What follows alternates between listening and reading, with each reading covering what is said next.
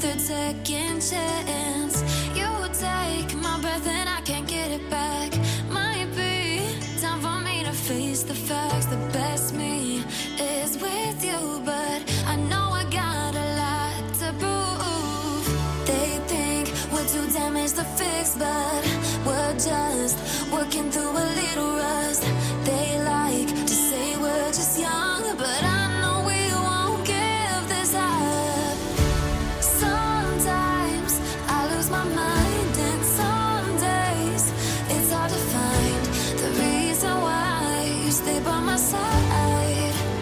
You and I break our hearts open in half just to see if we'll put them back. No matter what they try, I'll stay by your side. It's you and I.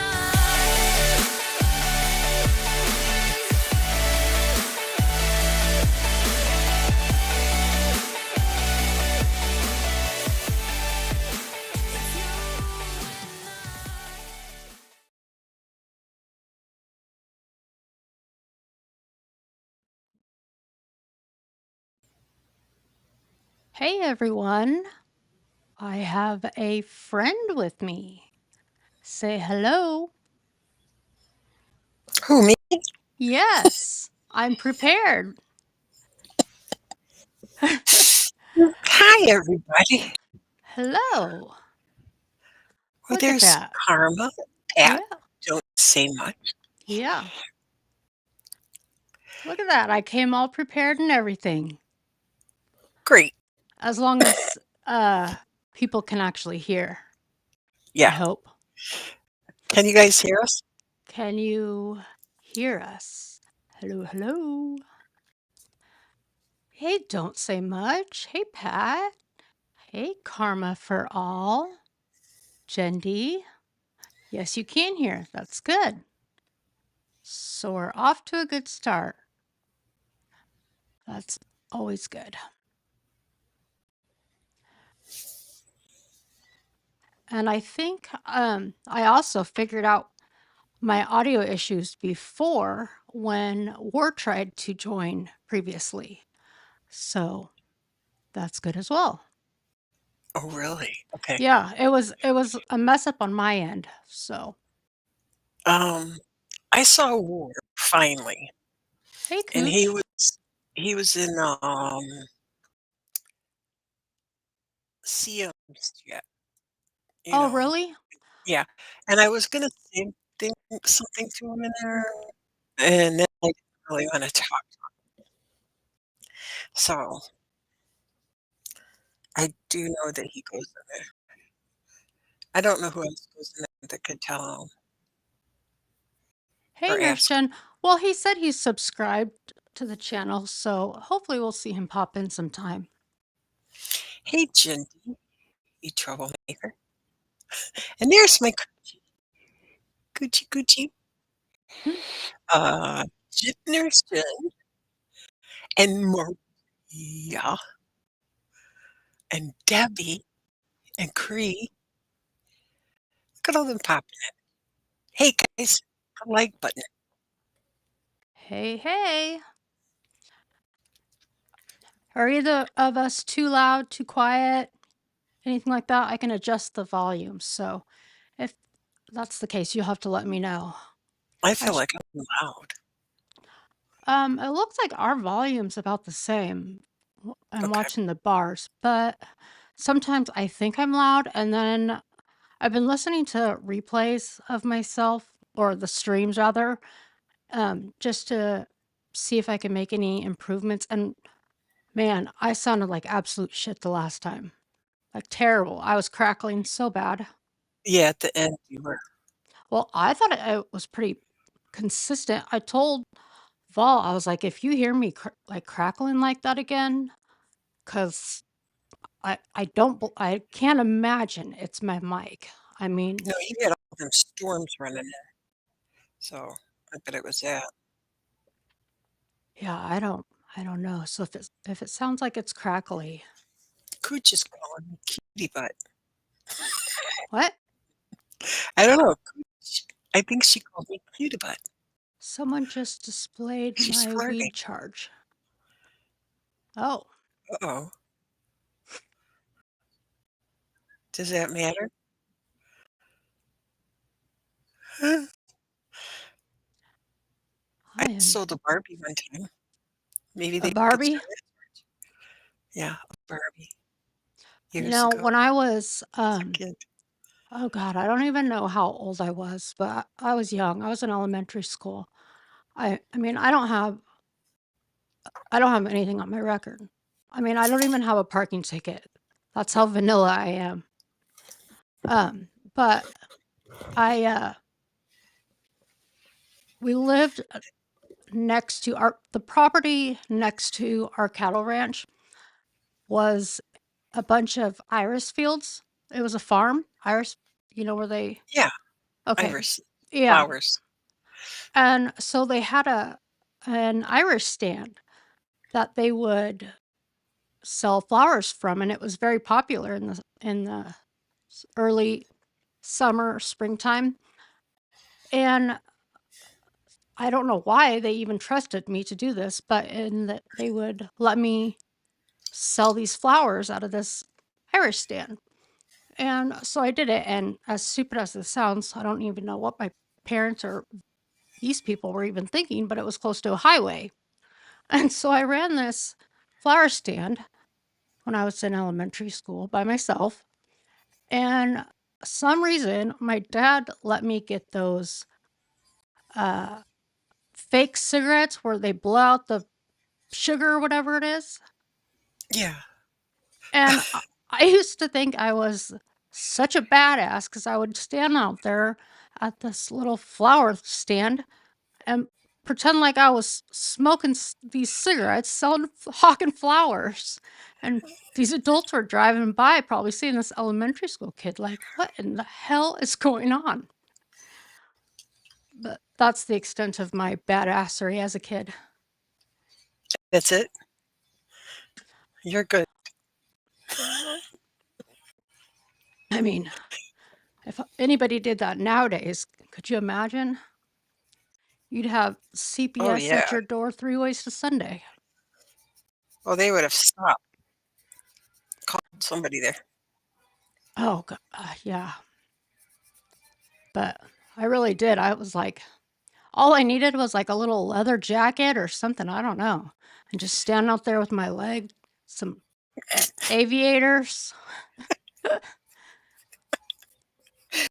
Oh my gosh. I don't even know what my parents were thinking, letting me do that. But Oh, no. yeah. Well, back then it was a different time. Oh man, it sure was. It was for It was a sure. better time. Yeah. So good times. Hey, Lauren Marie. Hey, Debbie. I Hey, didn't say Cosmic hi to you. Hey, Cosmic. Lauren. So, and I feel bad. I totally meant to check Pippi's message and we were going live and I was like, ah, shit. I said I would check it and I totally forgot. So that was my bad. But I did do some digging into Daddy's house that Pippi was talking about the last time. Oh, yeah. Yeah, I did. Let me pull that one up. It's not Diddy Camp.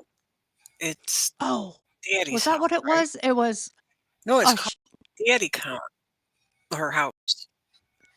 But there was another one called Diddy Camp. That's what Pippi said. oh, Yeah. Was it Diddy Camp that Pippi I was talking about? think she was talking on Daddy House. I think Yeah. that's the one she one brought up. So I have Daddy's house. I have it right here. Hold on. Make sure. Yeah, what was he doing in Daddy's house? I found an article from 1999 Oh, on Daddy's house. So we briefly went over, well, actually, we did go over the Liza Gardner complaint the last time. And what's interesting is that this article from 1999, this person who wrote the article has a strikingly similar name from New York Okay. on Daddy's house. It's just a weird coincidence. But, and then I have the Joy Dickerson and the Joy Dickerson-Neal. She's got a hyphenated name. And then the Jane Doe. The Jane Doe one is the one that we were talking about on who it was. And Yeah. so, but let me show you the Daddy's house. Hopefully you can see that. You should be able to see that here in just a second. Okay. Let's see, we got, okay, wait, can you see that? Should be able to, might take, there we go. Okay. Okay. See the name is, well, the lawsuit, one of them was Liza Gardner, and this one is, how would you pronounce this name? Let me ask you that. Georgie, bald cat, How would whichever I you want me to call you. pronounce Eliza Gardner? Is that how you would pronounce this name? I mean, that's what I would say. Isn't I that could be wrong. isn't that weird? Liza. Well, they called her Liza, so Eliza. Yeah. And from New York too. And Daddy's house. Yeah. Yeah. Yeah. That's a connection. Yeah. I mean, it could totally be a coincidence, but it was just something I was like, So he helps build kids' futures. Yeah. Huh. And let's see, this is from the Los Angeles Times. This is where I got this article. And it says, as a hip hop icon, Sean Puffy Combs, aka, oh, thank you so much, Cooch. That was very kind of you. Hey, pick me. And Pick Me got it. I appreciate that. Thank you so much, Cooch. That's very sweet.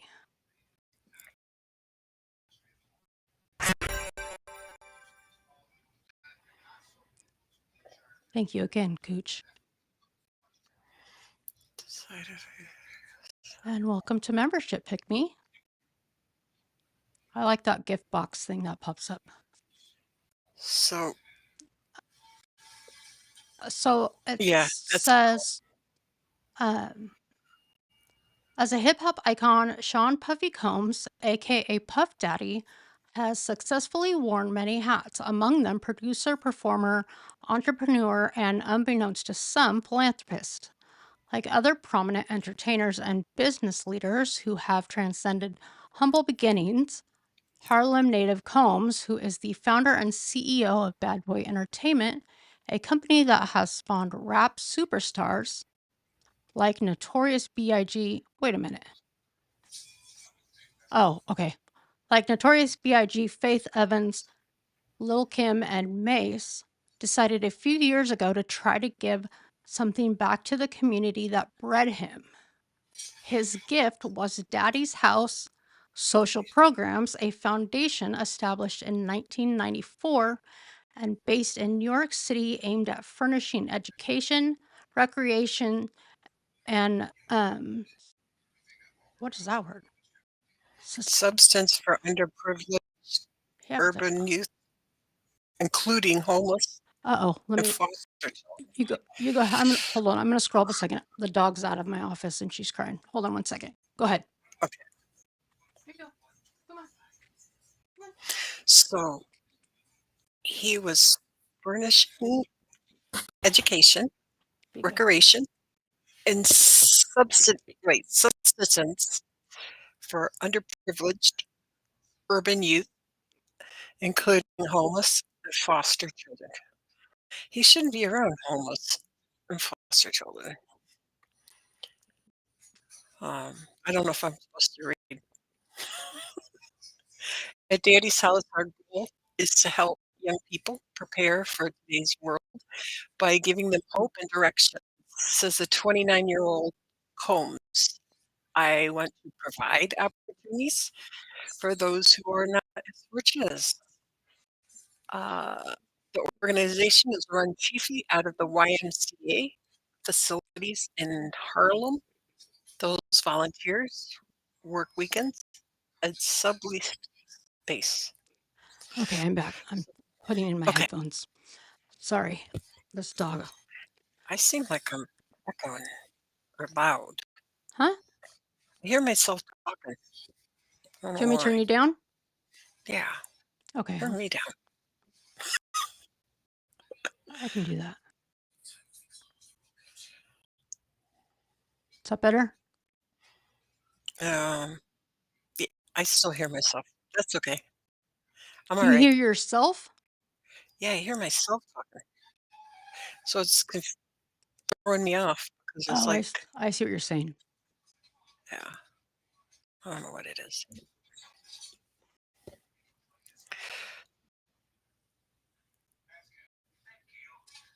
S-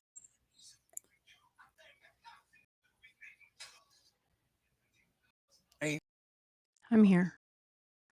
Did I just... Right there? Did I just mute you? I might have. it's okay. You can keep me muted if you want to keep me muted. I'll be here for moral support. I don't know why you would hear yourself, though. I don't either. Maybe it's something to do with me over here. Um,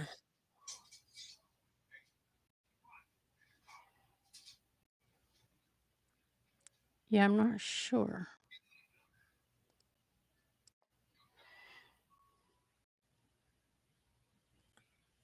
Oop. what did you say? As much as I miss a Bella party, I'm glad you canceled it, Bella. Bella had a party. Okay. Hey, Bella. Oh, Oh, thank thank you. you so Don't much. suck. Don't say much. Hi, Heidi and Dorothy, Chantel, Hey, fight Snowflake, like a girl. Flake like Oh, a girl. thank you so much. We've got Fight Like a Girl, Heidi, Torth, I don't think Ch- they have to be in here to Chantel. win them, do they? No, I that's don't think so. actually a myth. You don't have to. It also goes by who watches a lot. Hmm. So, Okay. but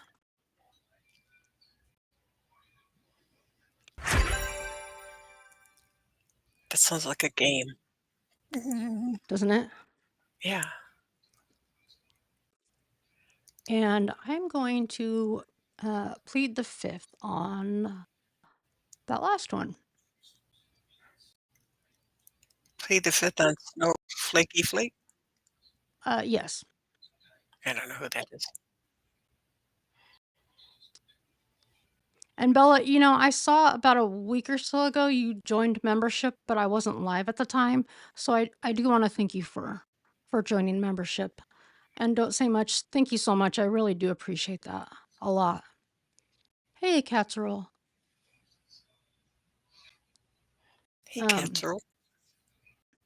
so let's see, where were we at? Top of the page. Um, let me see. There wasn't a whole lot on this, but this was basically on, I don't know if you guys even care about this, about Yeah, Daddy's house. Go but ahead. it's homeless children and foster children for a camp. Yeah. So remember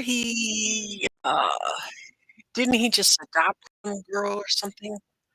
And he took Usher like as a foster son, and he was I think he had uh, Bieber for a couple days or The something. stuff that came yeah, he had well, Weird. yeah, Usher was really or not Usher, Bieber was really young, and then some of the stuff that's coming out about Usher and the video or not Usher, Bieber and the videos are really creepy. And I think that's why he's messed up. What's that? Yeah, I think that's why he's messed up. Yeah. Yeah. I wonder how far back his video footage at his home with the home security goes, Mm, because I mean, he's been at that house for a long time, and if he's got hidden cameras in every room, he and he's obviously been recording stuff for a saving very them long as time. revenge. Yeah, as blackmail. Yeah. So what I think I'll do is I'll get the link for this article. I have it Now, attached in did the they go into any of his studios or anything and do a search? yes. Oh, and search? Oh, I haven't heard of them doing that. Because, like, And what if he had us in his studios? that's they should. And the reason I say that is because one of the lawsuits actually we can go over one of those right now. What I'll do is I will link the rest of this article into the description. Hey Valty, I'll link the rest of this article in the description box so you guys can read it when you're in your downtime, or if you're interested in reading it later. Okay. So let me Wherever you are, Yeah, Pippi. let me get what I'm gonna do is I'm gonna show you guys the Jane Doe lawsuit first, because that one has pictures that are inside of his studio, and I was looking at his pictures of his studio present day, and I think they do a lot of podcasts from them because some of the pictures look very familiar to me from clips that I've seen recently. So I think he still uses it. Huh. And with the Jane Doe, the pictures, they've got her face blurred out, but um, that's when I started. I was like, wait a minute. Okay, who is this person? You know? So I'll start with the Jane Doe one. That's the most recent filing with the amended complaint. So I'm going to tell you the original date on this one. I have all the lawsuits in the description box, but let's see. They were in order, so Jane Doe was originally filed December 6th, and then it was amended on March 29th. And then prior to that was Liza Gardner. She filed right at the deadline on that one for the statute deadline. Mhm. And then Joy Dickerson-Neal. So Jane Doe is the one that filed against Diddy and Harvey, who's the guy on the far left side of the screen. So that's going to be the first one we're going to look at. Okay.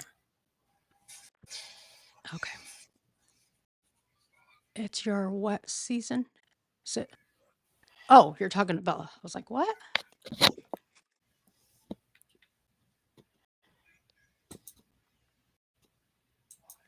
Okay. This one's only 16 pages, but technically it's less. Let me tell you.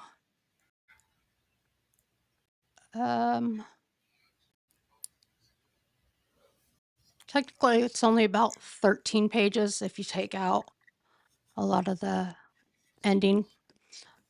Okay, here we go. This one is Jane Doe versus Sean Combs, Harve Pierre, the third assailant. And then it says Daddy's House Recordings, Inc., Bad Boy Entertainment Holdings.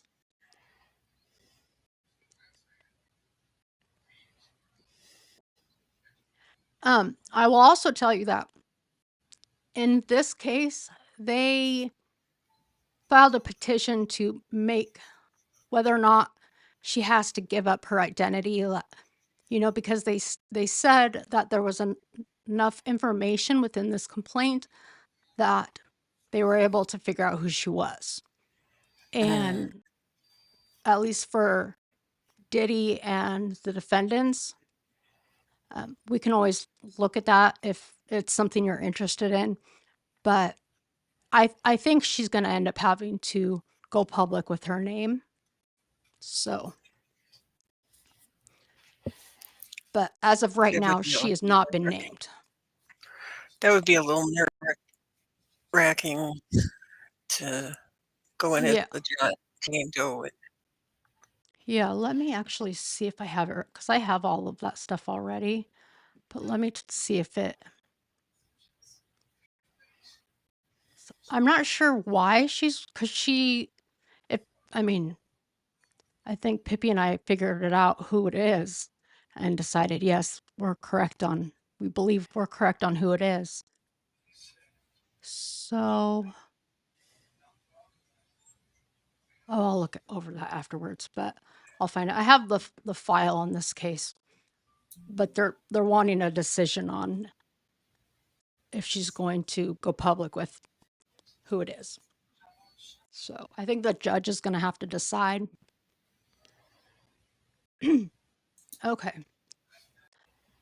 Here we go. On November 16th, 2023, Cassandra Ventura, aka Cassie, filed a 35-page lawsuit in which she exposed Sean Combs for subjecting her to nearly a decade of physical and sexual emotional abuse, punctuated by rape, sex trafficking, and being forced to engage in drug-fueled, non-consensual sexual encounters with other men. Ordinarily, when a lawsuit such as Miss Ventura's is filed that involves events that took place long ago, witnesses are few and far between and evidence hard to muster, not so much for the claims brought against Mr. Combs. Within minutes of the filing, salient facts of Miss Ventura's claims were confirmed by various witnesses, including a rival musician whose car Mr. Combs blew up, as well as various individuals who observed Mr. Combs beat Miss Ventura. And the car that blew up we saw was Kid Cudi's car. Yeah.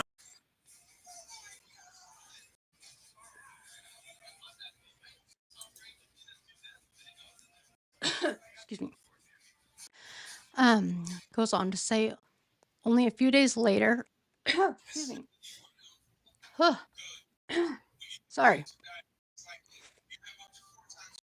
God, I'm like choking. Only a few days later, 2 other lawsuits were filed against Mr. Combs, and one plaintiff, Joy Dickerson-Neal, alleged that Mr. Combs drugged and sexually assaulted her when she was a college student. The other lawsuit accused Mr. Combs and singer Aaron Hall, who was the guy that we watched in that video the other day. Yeah. Disgusting man. Older. Of forcing the plaintiff and another unidentified woman into non-consensual sex. At the same time, a 4th lawsuit was filed, this one against Mr. Combs's companies and defendant Harve Pierre, a longtime president of Bad Boy Entertainment Holdings, Inc., and they usually say here and after Bad Boy. The suit alleged that Mr. Pierre used his position of power at Bad Boy to groom and sexually assault his former assistant, and that Bad Boy looked the other way at the time.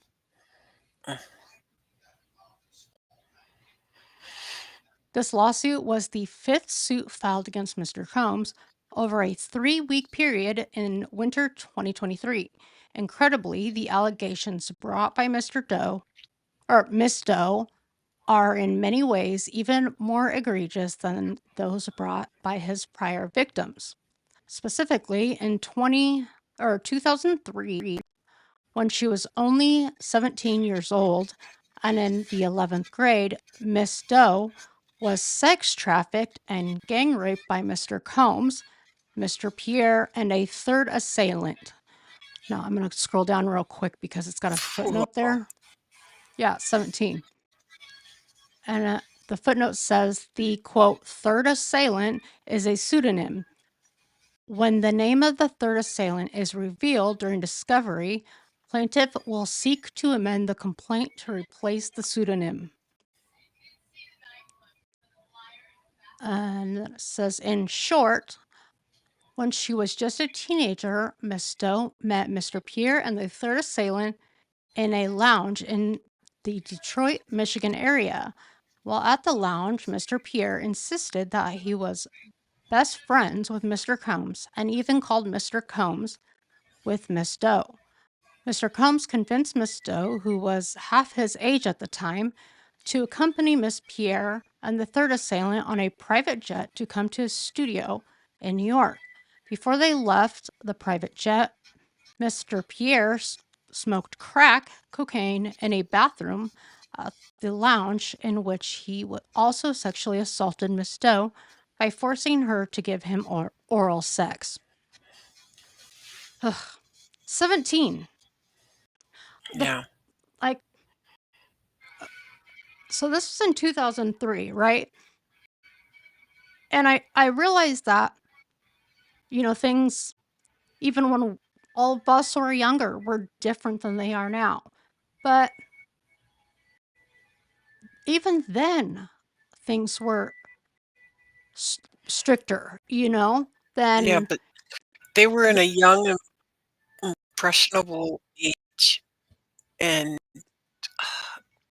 like she's 17 and she might have had dreams of becoming a singer or something. And But to get on a private jet, though, and go to a completely different city, do you think that most parents would allow that? oh, I don't know the parents, but there's kids that'll just take off. So she might have been a runaway, What do you guys in or chat think? Would your parents... no, my parents would have.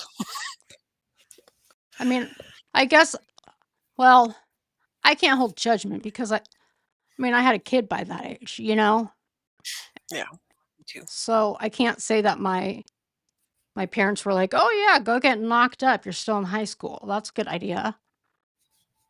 You know what I'm saying? Well, I So guess it depends on what her parents were like. I mean,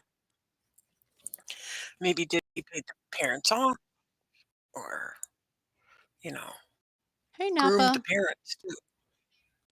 Hey, Napa. Yeah, I mean that's possible. I don't know how far Detroit to New York City is, but I mean, he's taking a private jet, but whatever. That Still would though, probably be about 2 hours, I would think. is that it? Maybe. I'm just guessing. Well, I don't Oh, know it. Trying to think what it was to Ohio to Florida when I want to say Ohio, Florida was like 2 or 3 hours. So Michigan over to New York would yeah. be more than that. Yeah, well, I guess, I used to go to all the time, just quick weekend trips to Vegas. And from the West Coast, that's no time at all. So, yeah. Say 2 or You were 3 max. privileged. Yeah. Okay, I stand corrected. You guys win. Still 2 though, to 3 max. Probably a 12 hour drive, 12 for a hour drive. drive. Yeah, yeah, something like that. 'Cause I know it's 10 hours from where I am in Ohio, Cleveland, to go down to Nashville. So, I'm just judging it by in my head. Yeah. Okay, so page 3, it says Mr. Pierre, third assailant, and another gentleman then escorted the high schooler to a private jet which flew them to Teterboro. I don't know how to pronounce New Jersey. There were SUVs awaiting the group at Teterboro. I'm probably butchering the hell out of that. And the 4 of them were driven to Daddy's House Recording Studio, a studio famously owned and operated by Mr. Combs and Bad Boy. While at the studio, Mr. Combs and his associates, including Mr. Pierre, plied Miss Doe with drugs and alcohol. As the night wore on, the 17-year-old Miss Doe became more and more inebriated, eventually to the point that she could not possibly have consented to having sex with anyone, much less someone twice her age. While at the studio, Miss Doe was gang raped by Mr. Combs, the third assailant, and Mr. Pierre in that order. While Mr. Combs was raping Miss Doe, he complained that he could not, quote, get off unless she pinched his nipples as hard as she could. Oh, Ugh, jeez. gross. Oh, now we know something odd about him. While Mr. Combs, I read that. Mr. Combs then watched on as third assailant, who Miss Stowe had not even realized had begun to have sex with her, raped Miss Stowe as she told him to stop. After the third assailant was finished, Mr. Pierre took his turn at raping Miss Stowe and then violently forced her to give him oral sex, during which Miss Stowe was choking and struggling to breathe. That's disgusting. These men are shitbags. When Mr. Pierre finished, he left Miss Stowe in the bathroom alone. Miss Stowe fell into the fetal position and lay on the floor. Her vagina was in pain. Finally, after a period of time, Miss Stowe regained her bearings. However, she could barely stand up following the gang rape and had to be helped to walk out of the building and back into the car. She was taken back to an airport and flown back to Michigan. However, she has very limited recollection of her transport home and only remembers being in her car sometime early in the morning. So that's where the trafficking comes into, out of state, Yeah, that these men, trafficking across states. they are they need criminal charges. This is what they need. That's just, Well, I'm sure those will come next. well, I hope so. I mean, that's just, I would think. I want to know who this third assailant is. Yeah, why wouldn't they list them? I don't know why they're keeping it a secret until, Suppose the girl doesn't know the person's name. Maybe they weren't, you know. wonder if there's a chance that it could be, was, this was in 2003. Did Jay-Z have anything to do with Diddy back then? Out of Oh, yeah, curiosity? I think they did. I think they did. They've been friends for quite a while, haven't they? Yeah, they've been friends for a long time. But it's weird that they're protecting him. Like, I think they were friends way before Beyonce in there. Yeah, Yeah. I'm curious to find out. 2003, I have to remember that because who was he hanging around then? Of course, I'm speculating here, so here's where the pictures come in. And Three. it's, huh? Would they be protecting the person by just calling them assailant? Well, I mean, it could it could be something in the works that whether Like, it's I'm just saying, another. allegedly.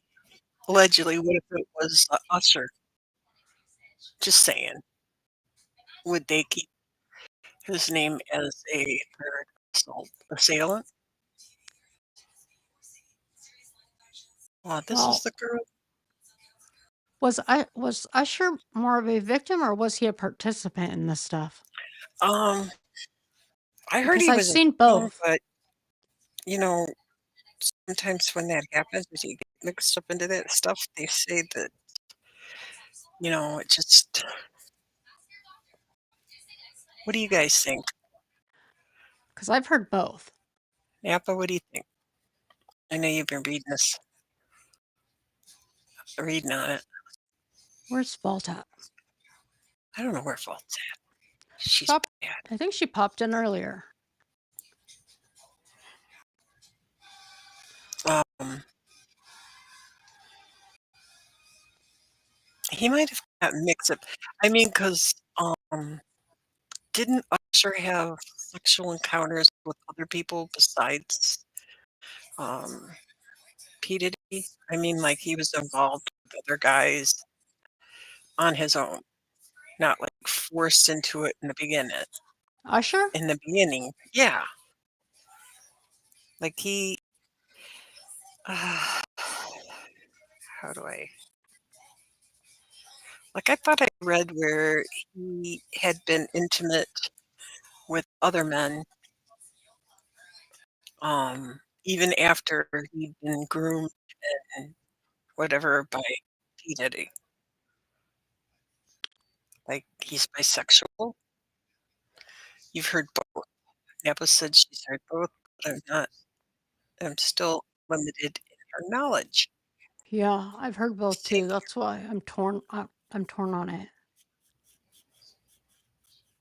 Hmm. I have to. I'm gonna have to go on a hunt to figure out who this third assailant is because I'm sure. Wait, can you repeat the question? The question. Well, I guess it's could be multiple things. Back in 2003, was Diddy hanging around with Usher, Jay-Z, and then what were you saying, Bald Cat? I was Georgie, just saying whichever. that um, on this court document, they're calling Harve Pierre, and they said P Diddy, but then they said third assailant. Sorry. Um, so why are they keeping the third assailant a secret or no named? Either the girl don't know the name or they're not saying the name as of yet because how does it work? Well, do you think Usher was a victim or an assailant? Yeah, What do you think, Walt? She's Balt's torn torn. too. Yeah. I kind of think he was a victim. I thought, I mean, I would lean more towards victim, but then, I mean, some of the stuff has already surprised me, you know?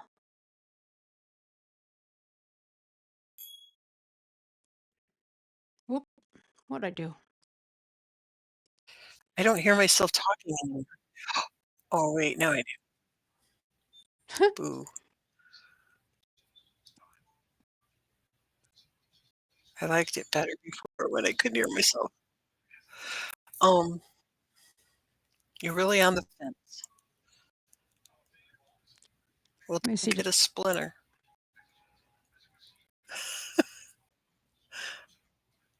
That's weird that you can hear yourself. Diddy got him, and Diddy likes to watch allegedly, so he probably instructed Usher to perform. That Pat, yeah. Uh-huh. 'Cause did he like to watch? Yep.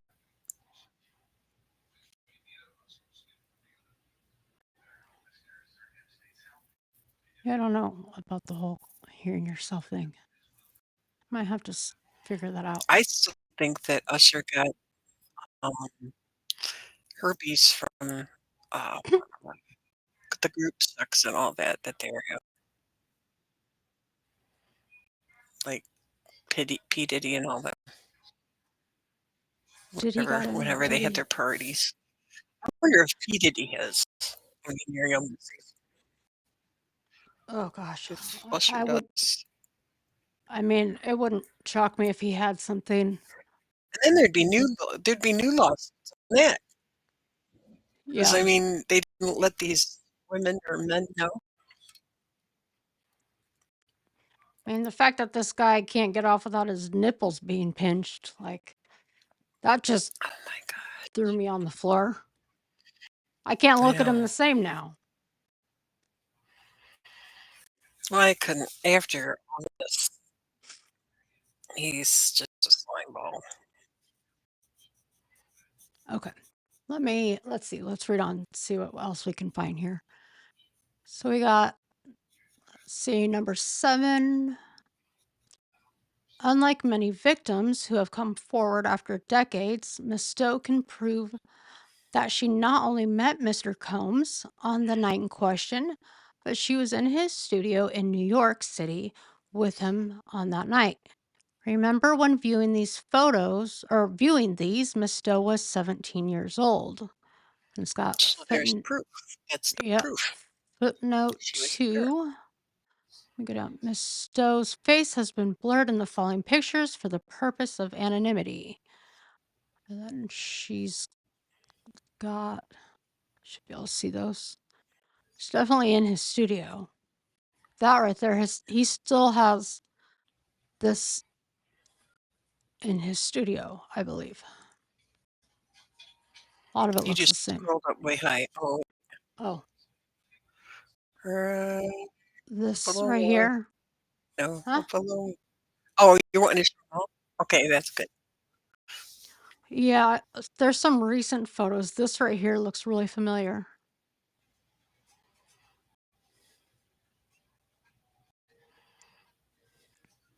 Okay. Let's see. Hmm. So this would have been 2003. 2003.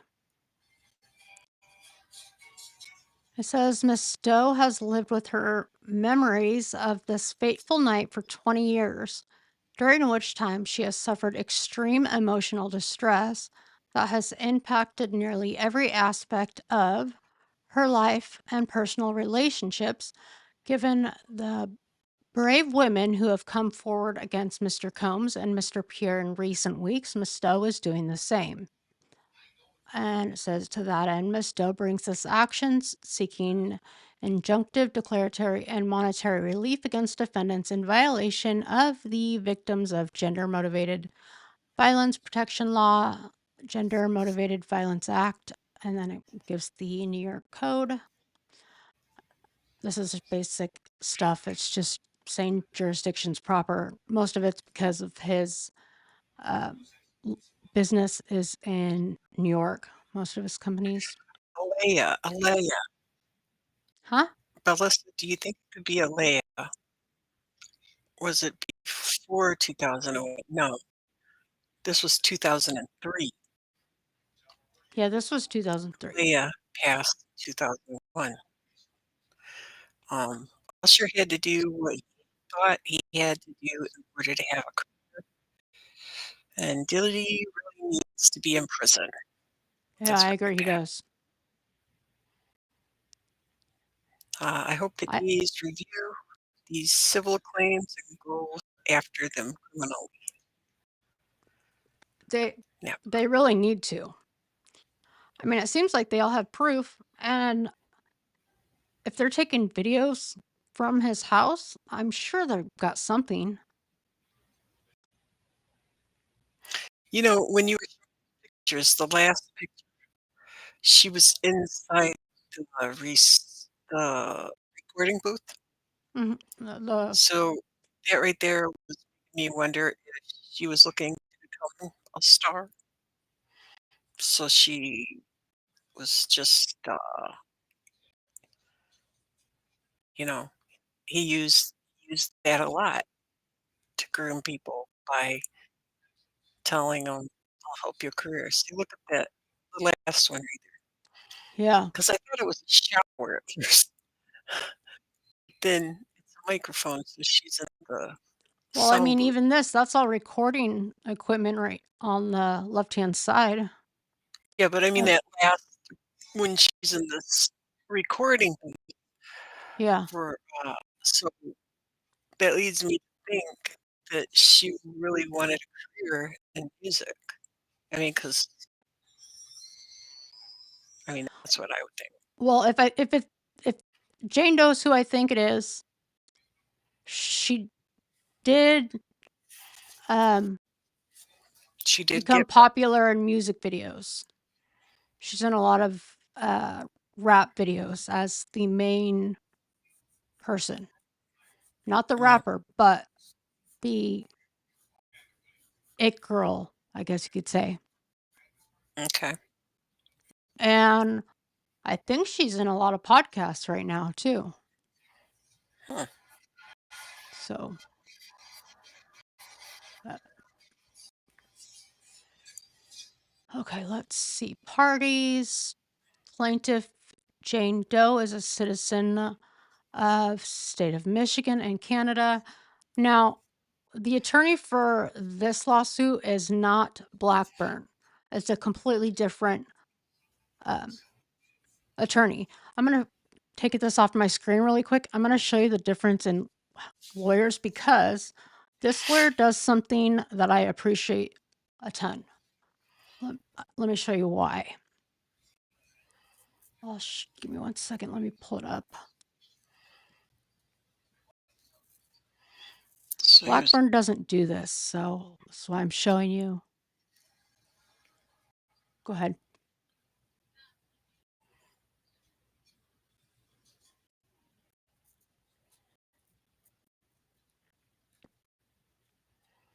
Page am I on 5? Well, it says you're gonna need to tell me who you think it is. Okay. I'll text it to you later. 'Cause then well, I'm gonna go to a deep dive.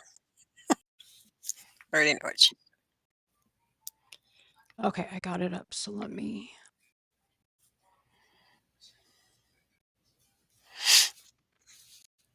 Oop, now I can't see my own screen. Sorry, I just wanted to show you the difference because Blackburn doesn't do this, but attached to the complaint that we're reviewing right now, he, this attorney is the same. Let me check. I'm pretty sure.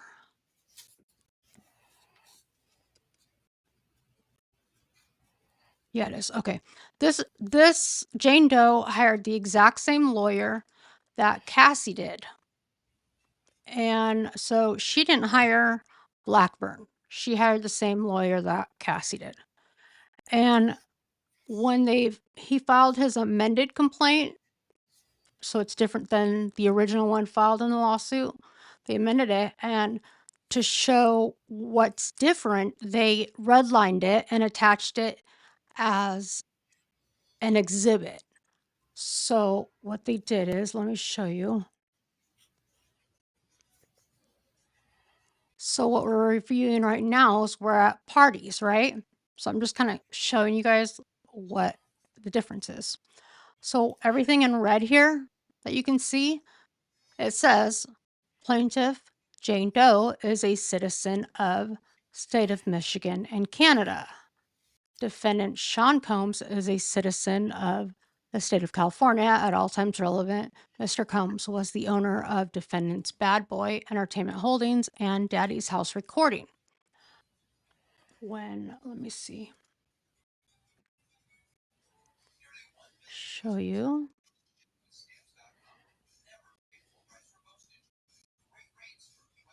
1 sec.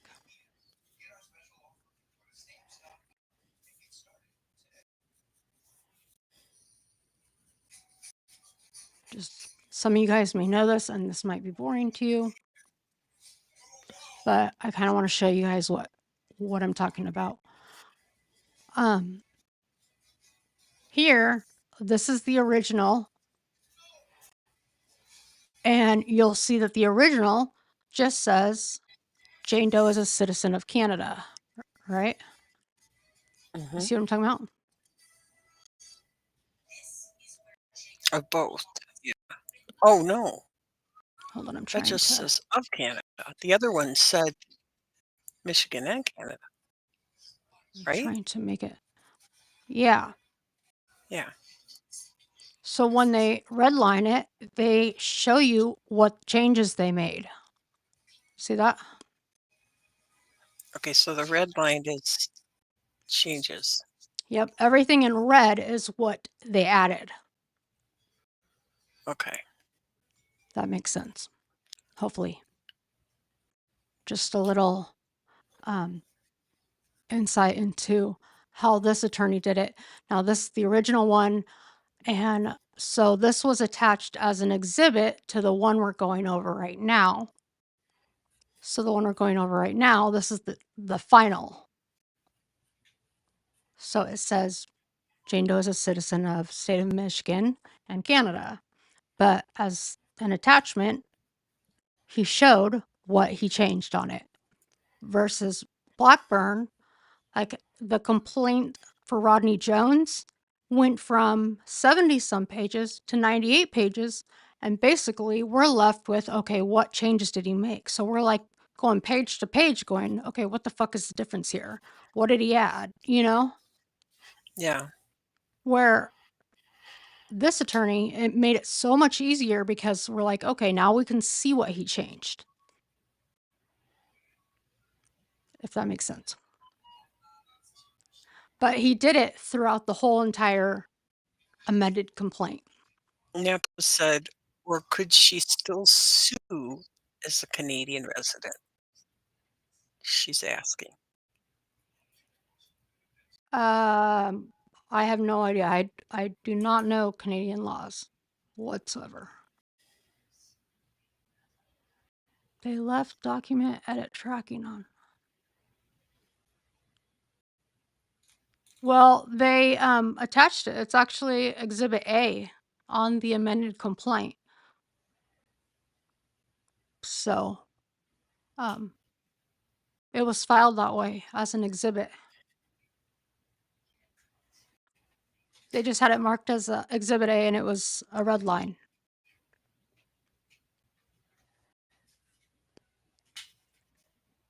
But okay. So carrying on. Sorry for that interruption, but I just wanted to kind of show you guys what he did differently compared to the other lawyer, which makes it. I still haven't gone over or still haven't done the 98-page complaint because Blackburn filed such a lengthy document. So, okay, ready to carry on, or you got any thoughts? Nope. Nope, you good? Okay. Good. Okay. So this one says basically, I mean, this is all stuff we've seen on all of this stuff with Combs being bad boy entertainment, blah, blah, blah. This one is with defendant Harve Pierre being a citizen of state of New Jersey. At all times, or all relevant times, Mr. Pierre was a high-ranking executive, senior vice president of defendant Bad Boy Entertainment Holdings, Inc., and was promoted to executive VP and general manager of Bad Boy in 2003. Oh, his first year, he decided to go and abuse women. How nice. The year the events described herein took place. Oh, shit, I should have just kept reading. The defendant, the third assailant, is, upon information and belief, a citizen of the state of New York. There's another clue for us. Upon information and belief at all times relevant herein, the third assailant was an employee and or agent of defendant Bad Boy Holdings. Okay, that's another clue for us. Now we got to remember that. 2003, lives in New York, and was an employee of Bad Boy Entertainment. Don't let me forget that.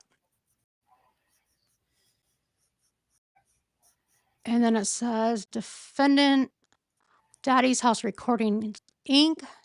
Basically here and after. Daddy's House is a music, media, and entertainment company founded and owned by defendant Sean Combs. And Bad Boy, Daddy's House is incorporated and headquartered in New York, New York. During the relevant time period, Daddy's House and or Sean Combs owned and operated the Daddy's House recording studio wherein Mr. Misto was raped by Mr. Combs, Mr. Pierre, and third assailant. As described herein, Mr. Combs used the facts of his ownership of and title at Daddy's House in order to facilitate the unlawful conduct described herein. In addition, he, as the owner of Daddy's House, watched Misto being raped by two of his employees on the premises of Daddy's House and did nothing to stop them. In fact, he encouraged it. Defendant Bad Boy Entertainment Holdings Inc. Bad Boy is a music media company. We've heard about this one already.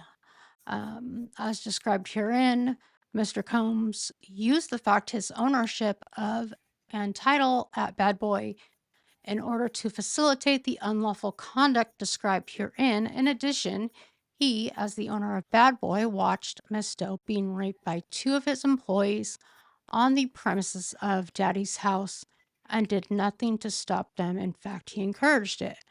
Moreover, Mr. Pierre used his title and that of Mr. Combs in order to facilitate the unlawful conduct described herein.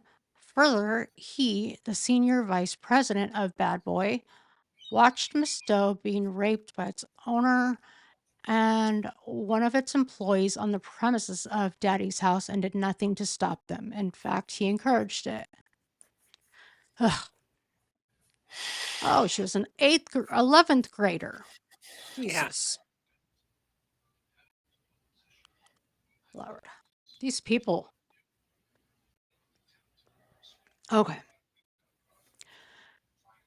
Let me see. And we're going to have more pictures coming up. Looks like the same pictures, but here we go into the details. If you guys are ready. Ready for this? Mm-hmm. Actually, give me 1 second. I'm going to run to the restroom. Do you want to talk or do you want to read this I'll or just talk. I'll just see what everybody thinks. I'll just Okay. wait for you. Okay. Give me 1 second. I'm going to pull Okay. this off the screen.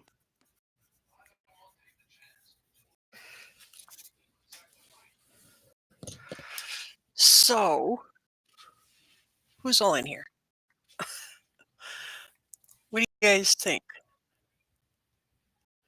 I personally think this girl, she lived in Michigan. And I'm not saying Michigan's a bad state, but she could have been a low income housing thing, especially if he's doing this homeless and foster family thing. And Diddy might have met her through that daddy house and promised her and her parents, like, the daughter would help her with her career. And that's the only way I can see a parent possibly letting their child get on a plane, unless because they went there and they came straight back. Um, maybe the girl didn't even tell her parents she was leaving Michigan and headed to New York. She might have not have said nothing. I hope they have gotten therapy too. I hope they have too. You know, I'm sure there's so many more victims, and they probably just won't come forward out of fear or embarrassment, or maybe some of them have been knocked off. Seems like a lot of people Diddy knows or been around has come up missing or dead, you know. So there's probably that fear.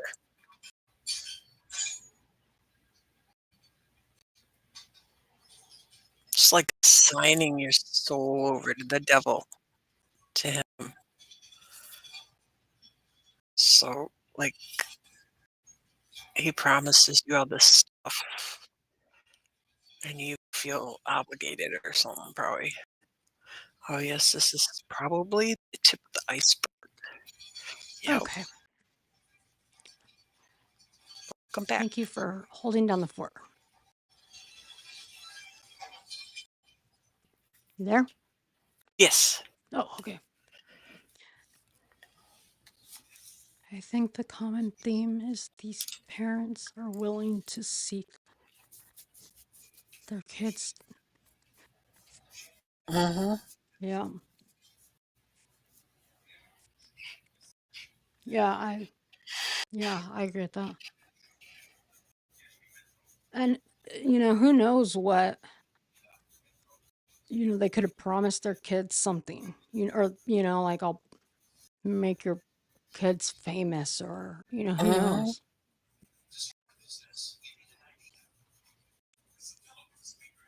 Tip of the iceberg. Yeah. I mean, I don't know how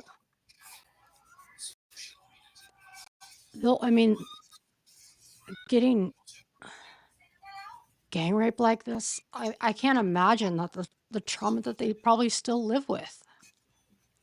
Yeah. And listen, I realize that a lot of this stuff is, I'm not censoring my words, and to be honest with you, I'm intentionally not doing that because this is reality of what these shitbags did.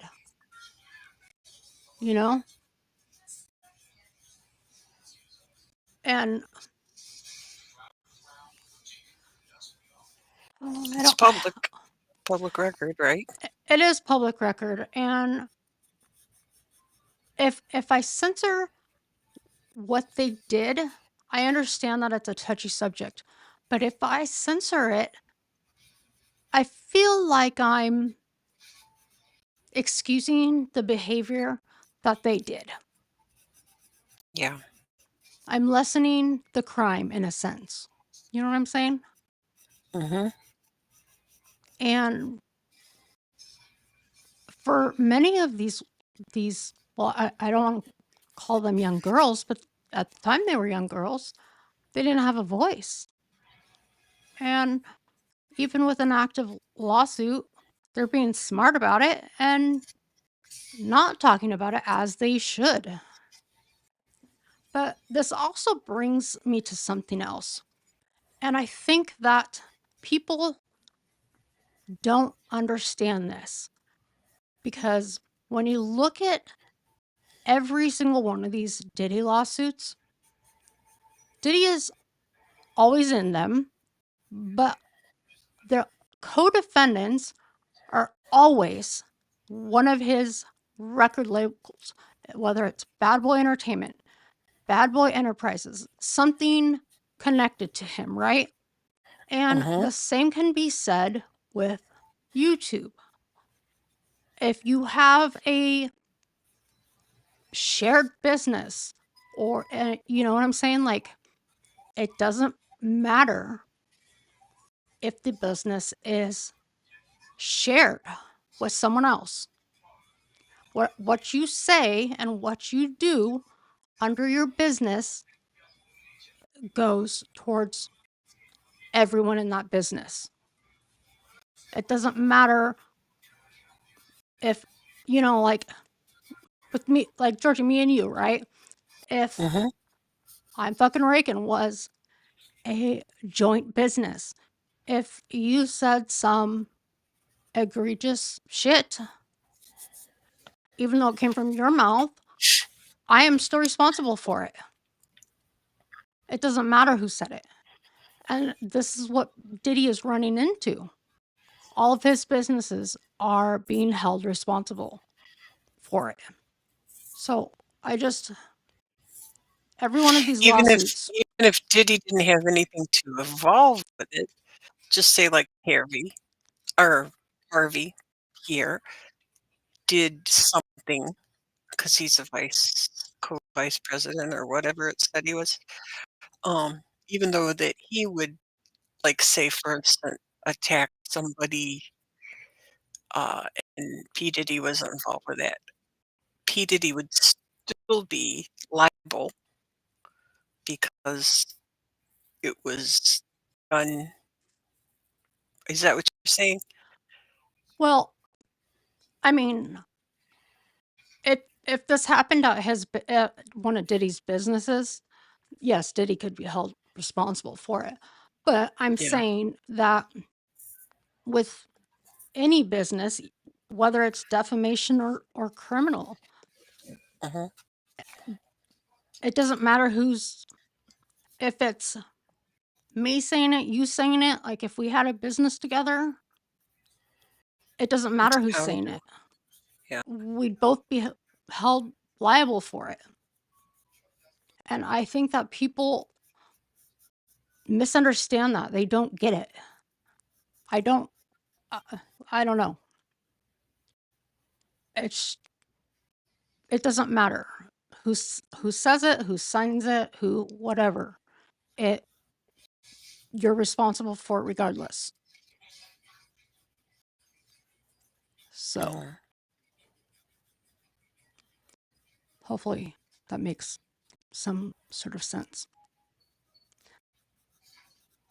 If I mean, I get what you're if saying. Yeah. yeah, if you're disseminating something as a third party, you're acting as an agent.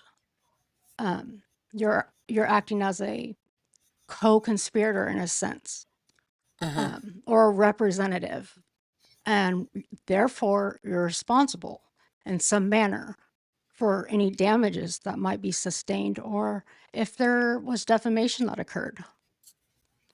So, if anybody runs a channel as a business, then you're partially responsible for it. Same goes with Diddy and his businesses. Okay. So, that's why you see all these Diddy lawsuits, all of his businesses are brought into it. There was my little rant. Thank you for coming to my TED Talk. Your TED Talk. Hmm. Okay.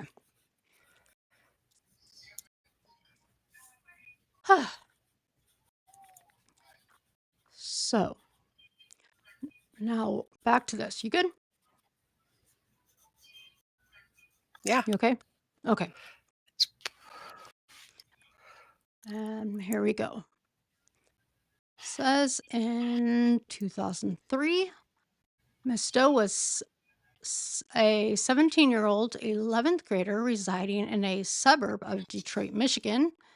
At the time, Mr. Combs was 34 years old, twice the age of Misto, and one of the most well-known and influential music artists of all time. Of all time? What? Yeah. Yeah. A decade earlier, Mr. Combs founded Bad Boy and his longtime installed his longtime friend, Mr. Pierre, into the role of senior vice president, then the role of executive vice president, and eventually promoted him to president of the company. At the time, Mr. Combs had many connections to Michigan, including, among others, the Mm, Black Mafia family, a drug trafficking, oh, and money wow. laundering organization that is rumored to have seeded Bad Boy. Accordingly, upon information and belief, Mr. Combs' associates, including Mr. Pierre and the third assailant, spent significant time in and around Detroit, Michigan. I'll have to do some. Wow. And this is where the racketeering maybe comes with the Black Mafia family of money laundering, This is, drugs, trafficking, and money. yeah, I Is didn't know that that. I haven't, this is the that's first the I've first heard I've of heard that. this. Yeah, Yeah, huh. Black Mafia family, drug trafficking and money laundering. That's, and they seeded his company, so they put money into him. yeah, I'm gonna have to look into that. That seems like it's a rabbit hole in itself. In Michigan. Hmm. Yeah, so if this is all gonna come out of this Black Mafia, oof, Diddy might be in trouble a Yeah, no different kidding. way. They could take him out I mean, th just there's for his probably knowledge. some sort of paper. I mean, I know that if it involves money laundering, then uh, I don't know. It's like 2003 wasn't that long ago. There's got to be something that I would think shows where his money was going in and out of.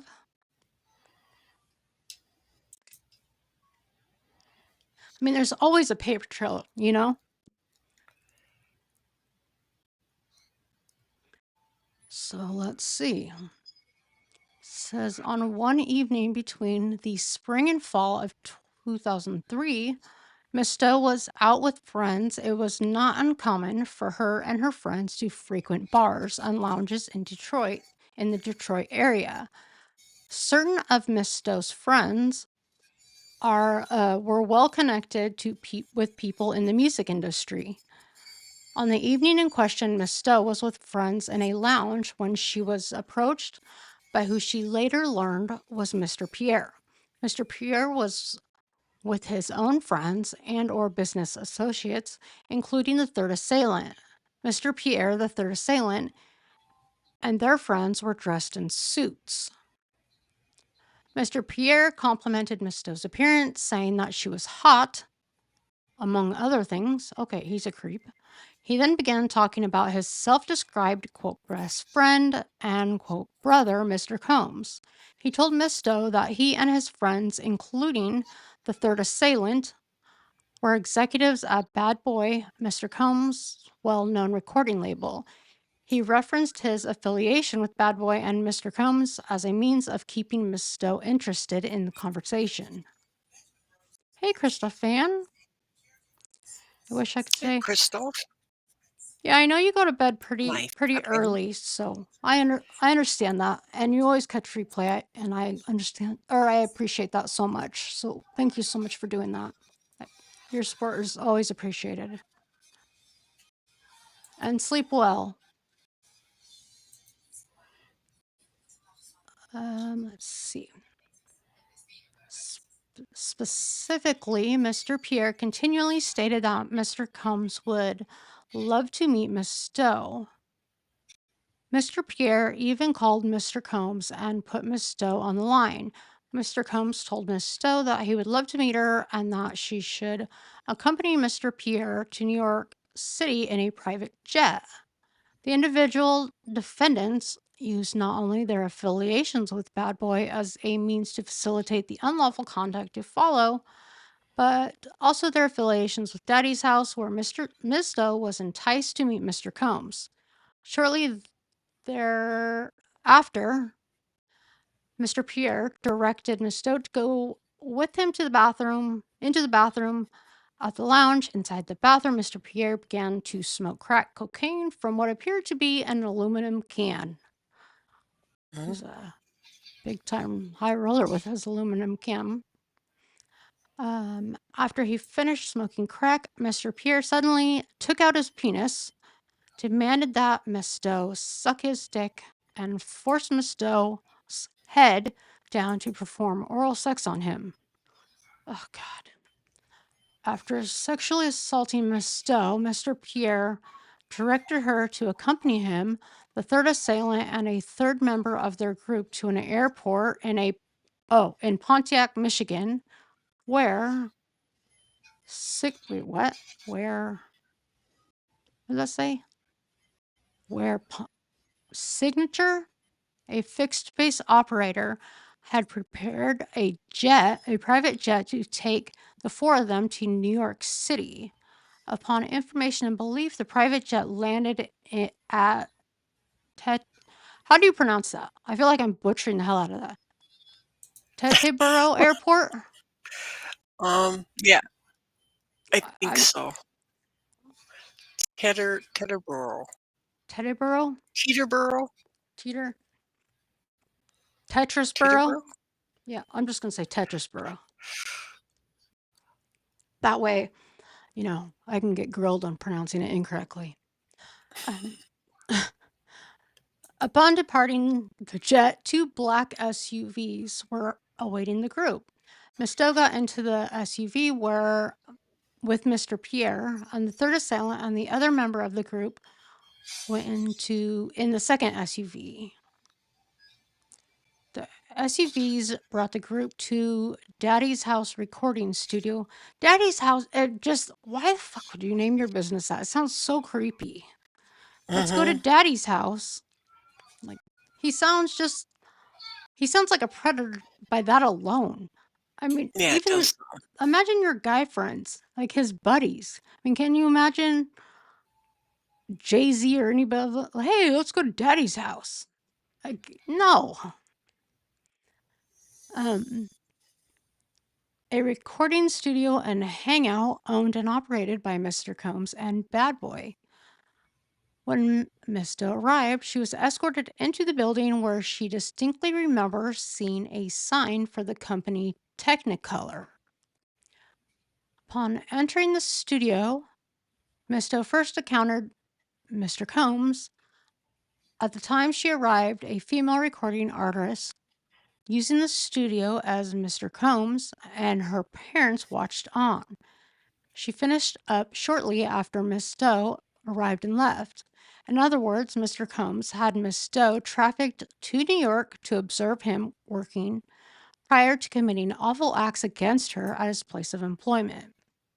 While still in the studio of Daddy's house, Mr. Combs asked Miss Doe to sit on his lap to take a picture.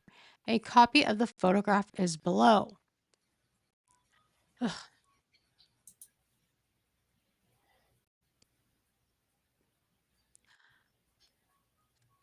It's like why did he want this picture? To be a creep? Yeah, creepy. Yeah. Let me see. We've only got a couple pages left of this. So, Mr. Combs, Mr. Pierre, and the third assailant began to ply Miss Doe, a 17-year-old child at the time, with copious amounts of drugs and alcohol. While the evening became a blur, Miss Doe does recall Mr. Combs and Mr. Pierre and the third assailant hitting on her incessantly, stroking her body and asking to see her ass, and telling her how hot and sexy she was. Various other pictures were taken in the studio that night, leaving no doubt that Miss Doe was in Mr. Combs' New York City studio with Mr. Combs on the night she was raped. And not only was Miss Doe in the studio, but the individual defendants used the uh, I don't know how to pronounce that word, accoutrements of the studio as depicted above to entice Miss Doe to stay and drink alcohol and do drugs. As the night wore on, the 17-year-old Miss Doe became more and more inebriated, eventually to the point that she could not possibly have consented to having sex with anyone, much less twice her age. Almost done. Nevertheless, that evening, Mr. Combs directed Miss Stowe to accompany him to the bathroom at the studio. Once there, Mr. Combs removed Miss Stowe's skirt and underwear and penetrated her from behind with his penis while she hung over the sink. Oh, God. Miss Stowe did not consent to having sex with Mr. Combs, but he continued thrusting. At some point, Mr. Combs turned Miss Stowe around to face him. He told her that he could not orgasm and asked her to squeeze his nipples as hard as she could to help him get off. He then turned her around and continued to rape her. This guy, I can't with this guy. This is sickening. Mr. Pierre, then SVP of Bad Boy, and the third assailant, upon information and belief, was also an executive of Bad Boy, watched Mr. Combs rape Miss Stowe on the premises of Daddy's house and did nothing to stop him. In fact, he encouraged it. By that point, Miss Stowe was coming in and out of consciousness because of the drugs and alcohol she had been given by defendants. Her next memory was looking up into the mirror above the sink to find that the third assailant had replaced Mr. Combs and was raping her from behind.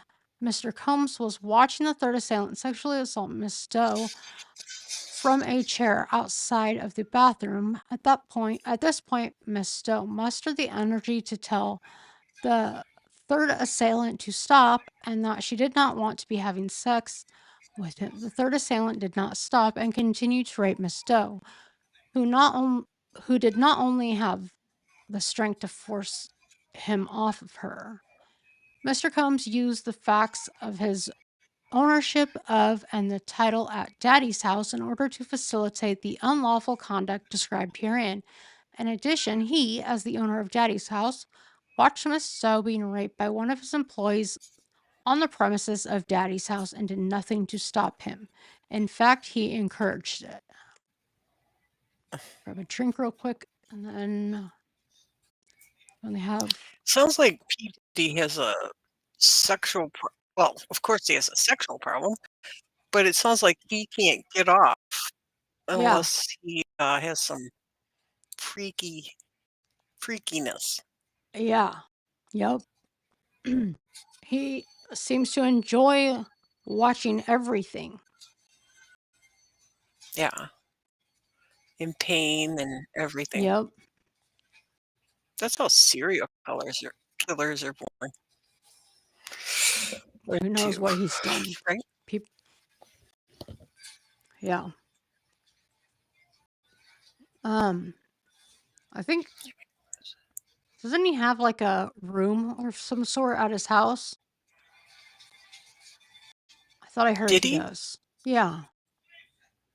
I don't know. I just remembered about the tunnels. I wanted to know more about the tunnels. I guess they led to Hugh Hefner's house or something. I don't know. I saw something about that, and I'd have to look at it, but I don't think it was as big of a deal as what I think it was. But I don't know. I'd have to look it up again. But okay. Let's see. And Mr. Pierre, then SVP of Bad Boy, watched one of his employees rape Miss Stowe on the premises of Daddy's house and did nothing to stop him. In fact, he encouraged it. After the third assailant was finished, he replaced Mr. Pierre, who began by having non-consensual vaginal sex with Miss Stowe before violently forcing her to give him oral sex. During the latter part of the sexual assault, Mr. Pierre forced his penis into Miss Doe's mouth without her consent. Miss Doe remembers that Mr. Pierre was sweaty and that she had difficulty breathing. Mr. Combs used the facts of his ownership of and title at Daddy's house in order to facilitate the unlawful conduct described herein. In addition, he, as the owner of Daddy's house, watched Miss Doe being raped by the senior vice president of his company on the premises of Daddy's house. He did nothing to stop him. In fact, he encouraged it. When Mr. Pierre finished, he left Miss Doe in the bathroom alone. Miss Doe fell into the fetal position and lay on the floor. Her vagina was in pain. They kind of started out with this complaint like this. Finally, after a period of time, Miss Doe regained her bearings. However, she could barely stand up following the gang rape and had to be helped to walk out of the building and back into a car. She was taken back to an airport and flown back to Michigan. However, she has very limited recollection of her transport home and only remembers being in her car sometime early in the morning. Her underwear was missing. As a result of being raped by Mr. Combs, Mr. Pierre, and the third assailant, Miss Doe suffered a significant emotional distress and feels of shame that have plagued her life and personal relationships for 20 years. Miss Doe knew that speaking out against defendants would be extremely difficult and that she would likely be subjected to retaliation and defamatory slurs and attacks. However, in November 2023, Miss Doe read about a lawsuit filed against Mr. Combs by Cassandra Ventura, aka Cassie. Miss Ventura's suit described a decade of physical and sexual and mental abuse. Most triggering for Miss Doe was reading about Miss Ventura's allegations of sex trafficking and being forced to have sex with other men against her will. Miss Doe obviously understands that she too had been sex trafficked and that Mr. Combs' behavior in forcing women into non consensual sex was not an isolated incident or unique only to Miss Ventura. Then, just days later, Miss Doe read about a case filed against Mr. Pierre. The suit alleged that Mr. Pierre used his position of power at Bad Boy to groom and sexually assault his former assistant. Oh, I didn't realize there was another one filed against him. Against his former assistant. Well, okay, I need to look for that one. Seeing two other women bravely speak out against Mr. Combs and Mr. Pierre, respectively, gave Miss Doe the confidence to tell her story as well. As such, she filed the suit.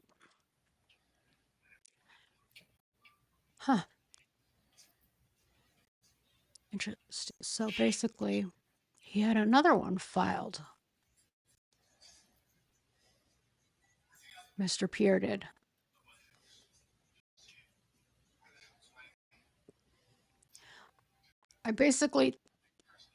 This is basically all just case law type stuff because it alleges the nature of this suit, and there's only one cause of action in this suit, and it is the violation of victims. And it goes on about the statute for why this lawsuit was filed. I'm losing my voice, sorry. And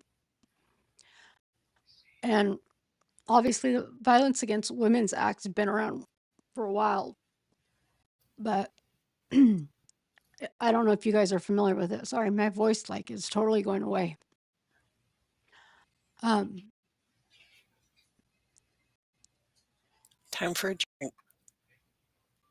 I've been taking sips throughout this whole thing, but my voice is just. I need to go in to see the specialist. I still have not even made that appointment. But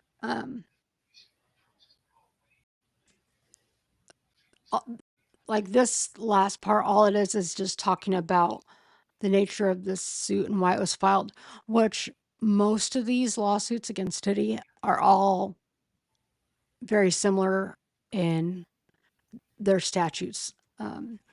New York had like a 1 year window where they opened up if you had, um, like it was like a look back where if you had, um, Just 1 year? it was like a 1 year period you had to file Jeez. a lawsuit. And so people were like mass filing lawsuits within that year. I should Oh, find, wow. I think I have it, but yeah, that's why a lot of these were filed at the last minute in November Mhm. because they had 1 year to file these. So that's why a So lot of there's these more crimes than were what you so, counted. huh?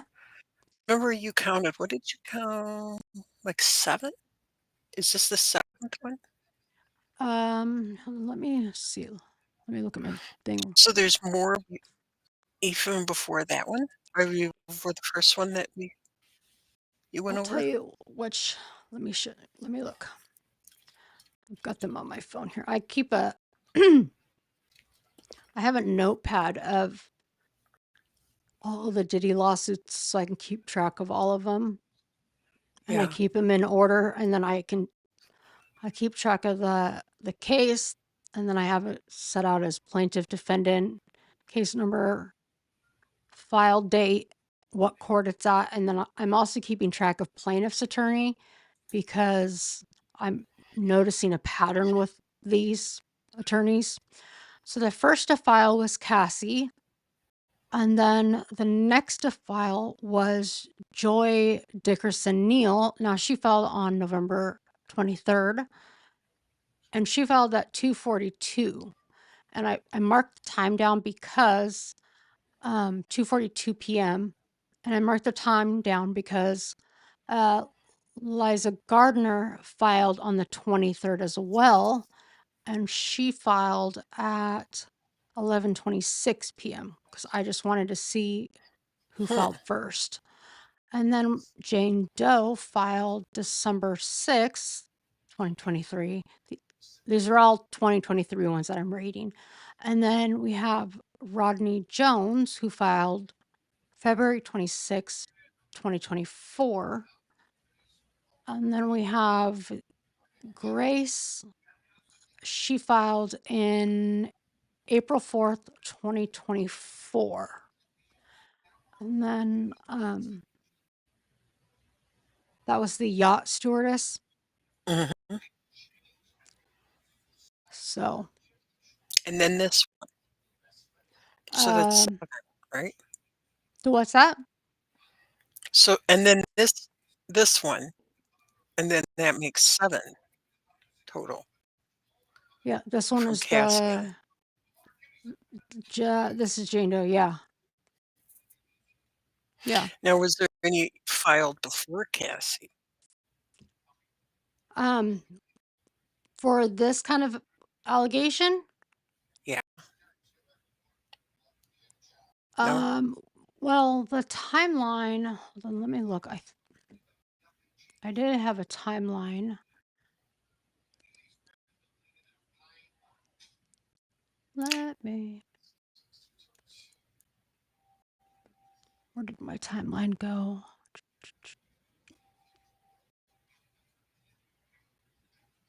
Let me find it. I know I had it. I mean, even though he settled with Casey out of court,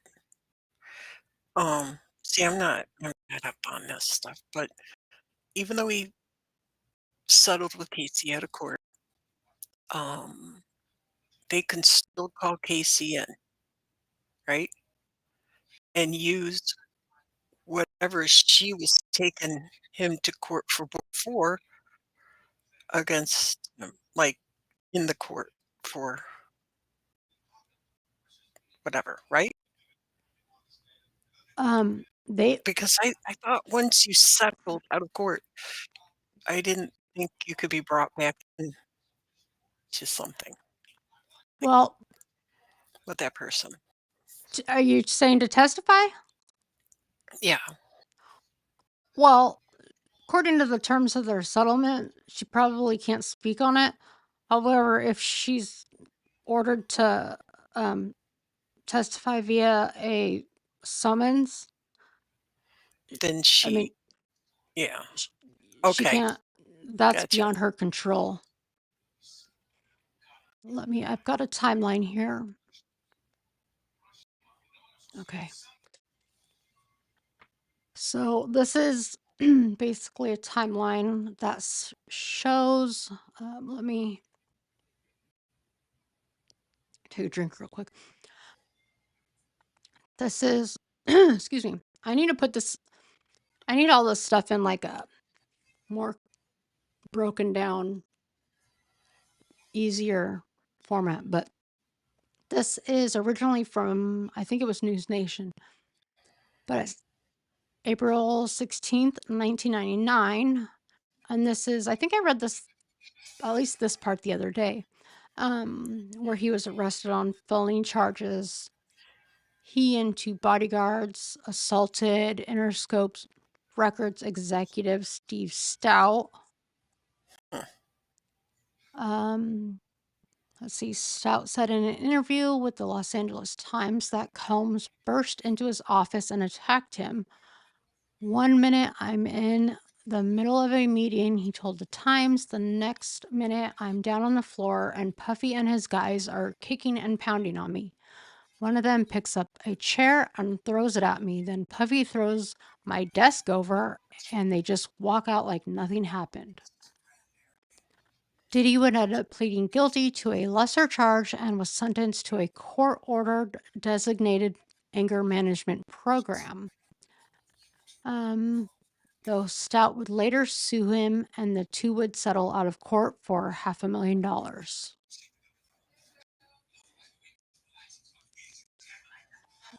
Then we go to December 1999. While partying at Club New York in Midtown Manhattan with his then girlfriend Jennifer Lopez, Combs's crew exchanged words with another club goer.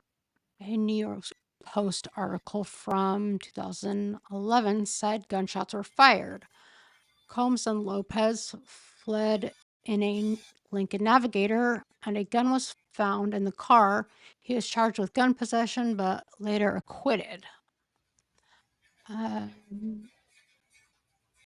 Let's see.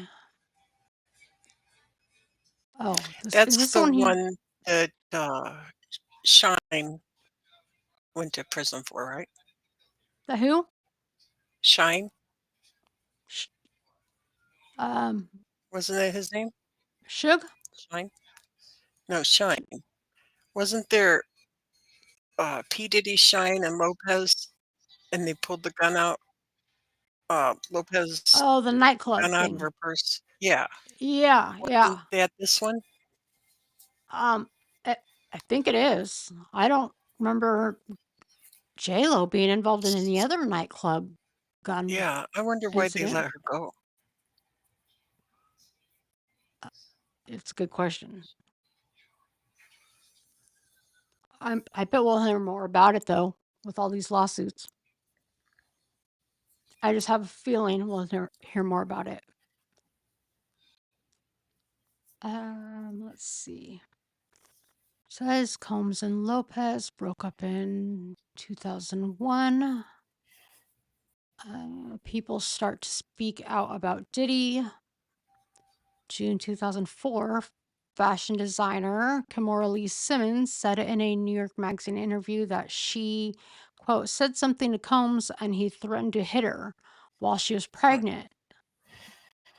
New York Magazine wrote that Combs eventually got down on his knees in public to apologize. February 2012, Combs allegedly threatened to blow up rapper Kid Cudi's car after he learned the rapper was romantically interested in his ex-girlfriend, R&B singer Cassandra Cassie Ventura. Kid Cudi's car exploded in his driveway around the same time, according to a lawsuit filed by Ventura. Cudi told the New York Times the story was true. Let's see. Then 2019, Gina, how do you pronounce that, said on a podcast that Diddy abused her during their 5-year relationship. He stomped on my stomach really hard, like he took the wind out of my breath. Huh. Said on blogger Tasha K's show, according to page 6. I couldn't breathe. He kept hitting me. I was pleading to him, can you just stop? I can't breathe. He paid her $5,000 to abort their Oh, baby, gee. which she turned down. Jesus. December 2022, singer Aubrey O'Day, part of the girl group Dainty Kane, said on an episode of the Call Her Daddy podcast, Combs fired her from the band because she wasn't willing to do what was expected of her. Not talent-wise, but in other areas. Dainty Kane had been founded on the show Combs executive produced, making the band. Oh, I didn't know he was the executive producer on that. Eventually, they signed on to Bad Boy Records by Combs. Rolling Stones wrote that O'Day said Combs would tell her, "You're not hot anymore," and that she didn't have any curves. You know, I have such a love-hate with it all because I don't think I would have been able to be so successful in so many areas had I not been trained under Diddy, she said on a podcast. He was the hardest person that you can work for, and it was torture. And not the work part of it, but the other stuff, mind game. There was a lot of betrayal, there was a lot of lies. And then it goes on to first lawsuit. So there's that. Huh.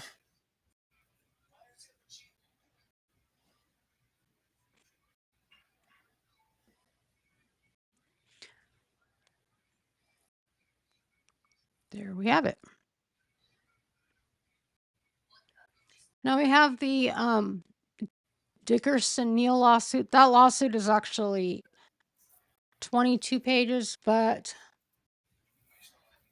I think I will save that one for. I'll try to go. I think it's pretty easy tomorrow. I might try to see if I can go live sometime in the daytime. Okay. Because that one's even longer than this one. And if you're able to join, that's cool. If not, I understand that as well. What time are you going? I don't know yet. Okay. Fridays are usually pretty open for me, so I'm not sure yet.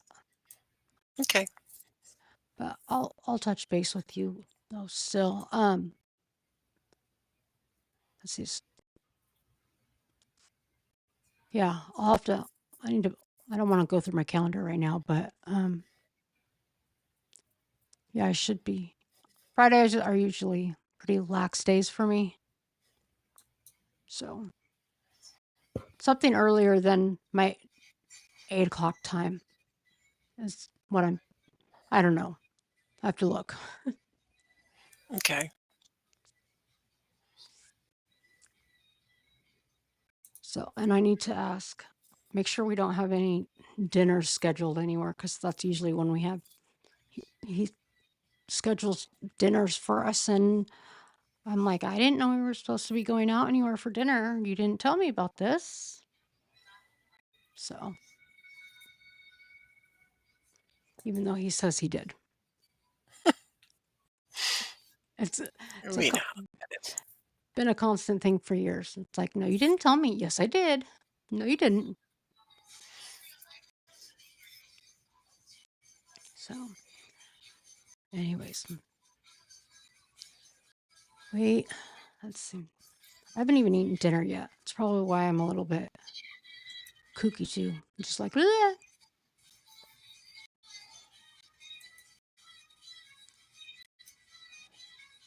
But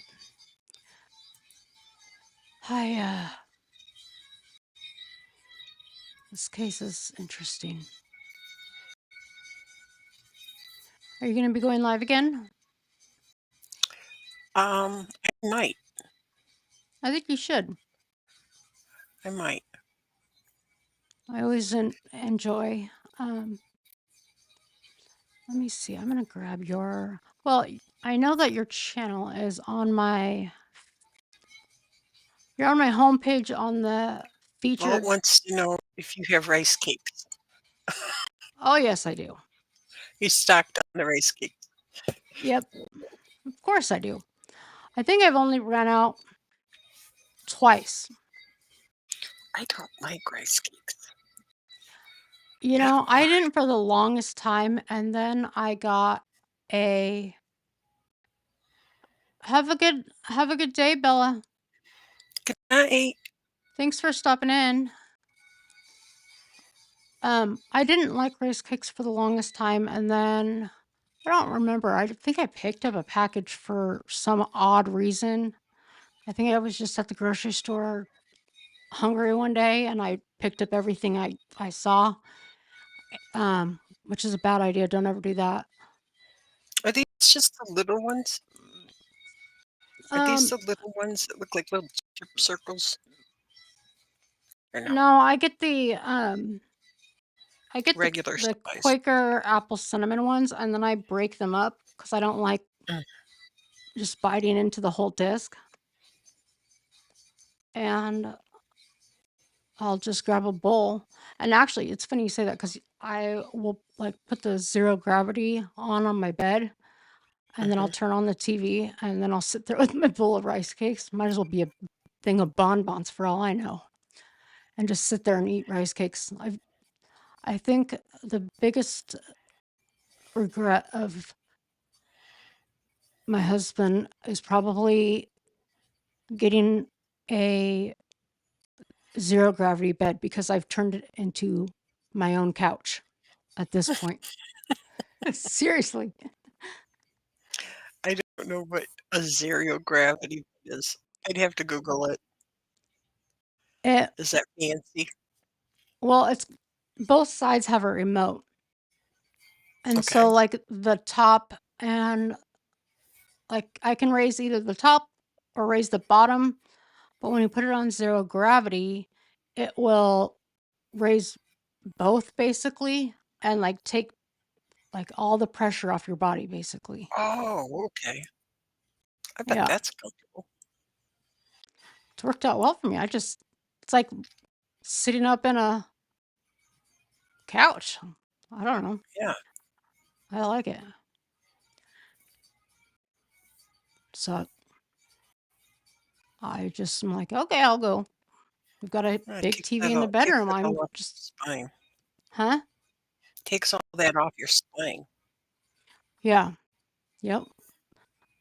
That's Oh, good. I got in so much trouble though the other night. I had my bowl of rice cakes.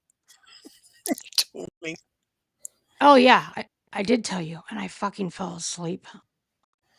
And he came in to go to bed, and he was like, "Oh, he was so pissed at me." And I woke up to him tapping me on the fucking forehead because I fell asleep with a bowl of rice cakes in my hand. I think it'd be funny if, like, he woke up with a rice cake stuck to him. The Or you problem is like, that "What I is" still have our UGG Sherpa comforter on the bed, Mhm. and so like just the rice cakes itself make a huge fucking mess. You know, if you think about the cinnamon, apple cinnamon, you know, they have that Yeah. sugar coating on the outside of them. Mhm. And the the UGG comforter being Sherpa, it's that, you know what I'm talking about, like a Sherpa comforter. Yeah. And so I fell asleep with the rice cakes, the bowl of rice cakes, and he was so fucking pissed because I came in to go to bed and I'm totally snoozing with rice cakes all over. So I've done that before with baby carrots. With baby carrots? Yeah, I've sat in there and had baby carrots, but the rice cake, I mean, baby carrots are easy to pick up, but picking out rice cakes from Sherpa is, Yeah. I ended up Yep. just having to take the whole comforter off, let's just say. So he was not impressed, but I was more pissed he woke me up by, like, I felt like I was a Chinese torture, you know, or whatever they call that, Yeah. where they just tap you in the forehead. White water droplet on your forehead. Yeah. Yeah. I'm like, there's got to be a nicer way to wake me up than doing that. So, yeah. So that was fun.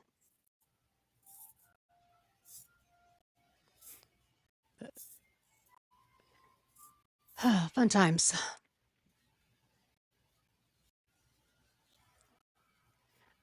So, I probably should get out of here. I probably should eat. I haven't eaten anything today. Nothing. Oh, yeah. You better eat. I know. It's still early for you, isn't it? Aren't you aren't Normally it you on would the be West early for Coast? me, but I'm at our second house, so I'm in the Midwest right now. Okay, so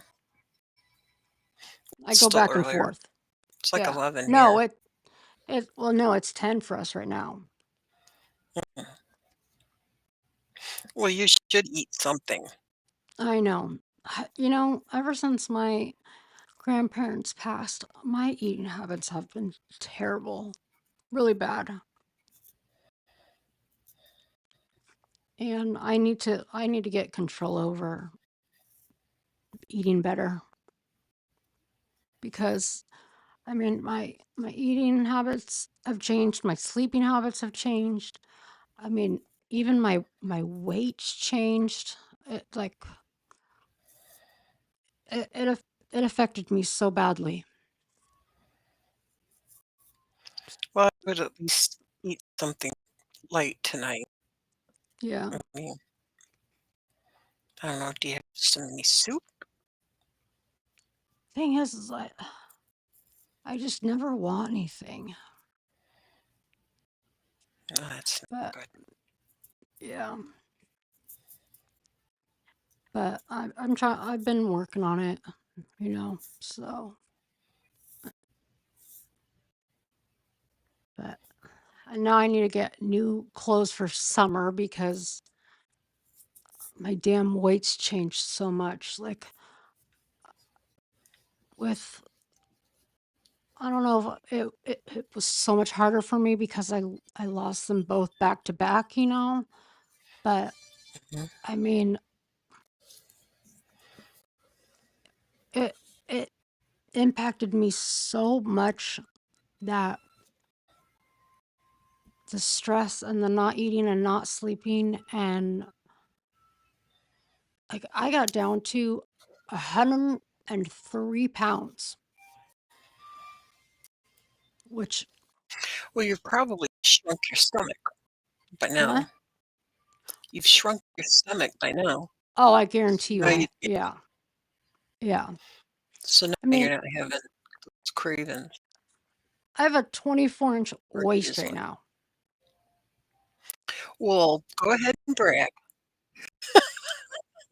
I mean, I've always had a small waist, but Yeah. it's just I don't know. I just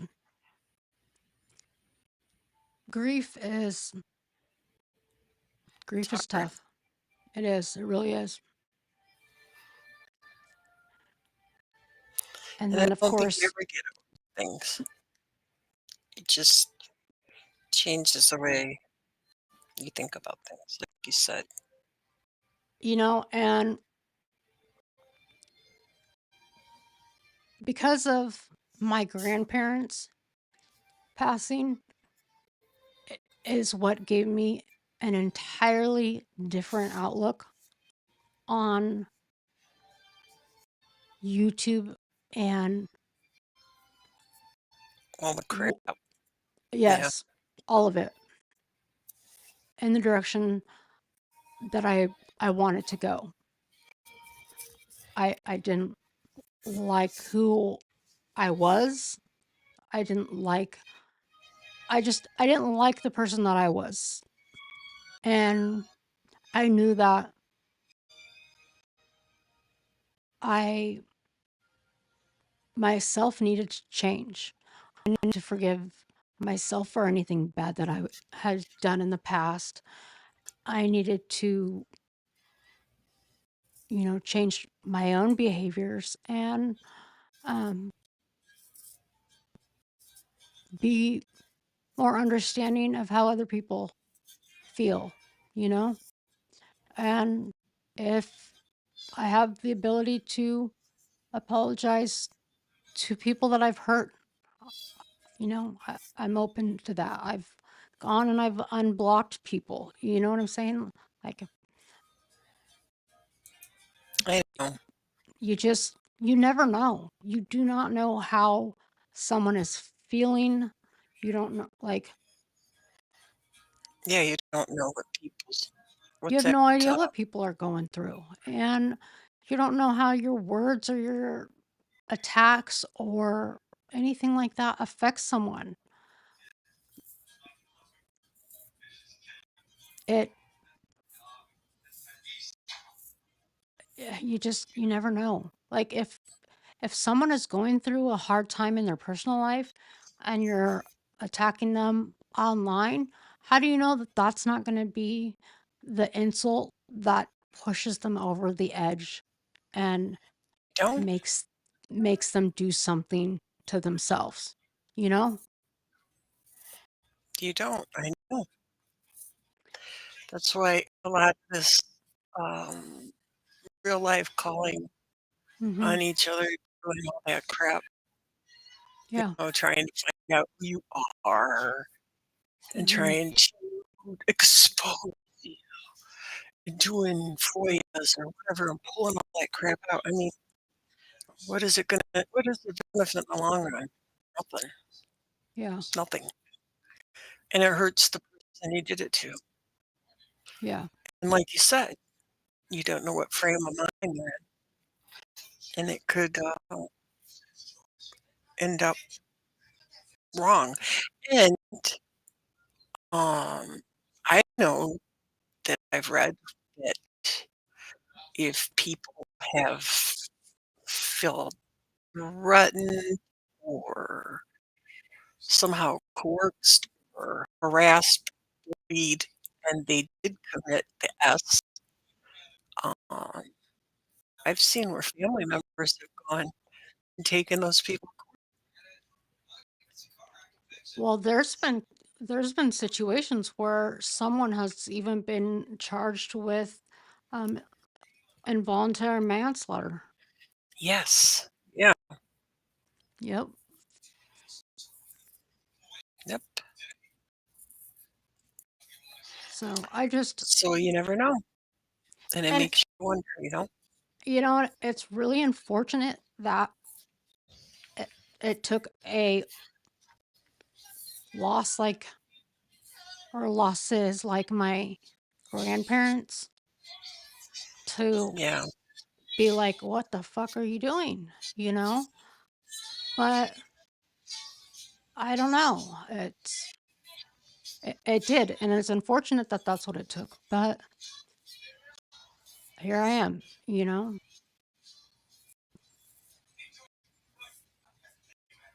At least I can acknowledge that. Yeah. And I know that I don't want to be a part of any of it.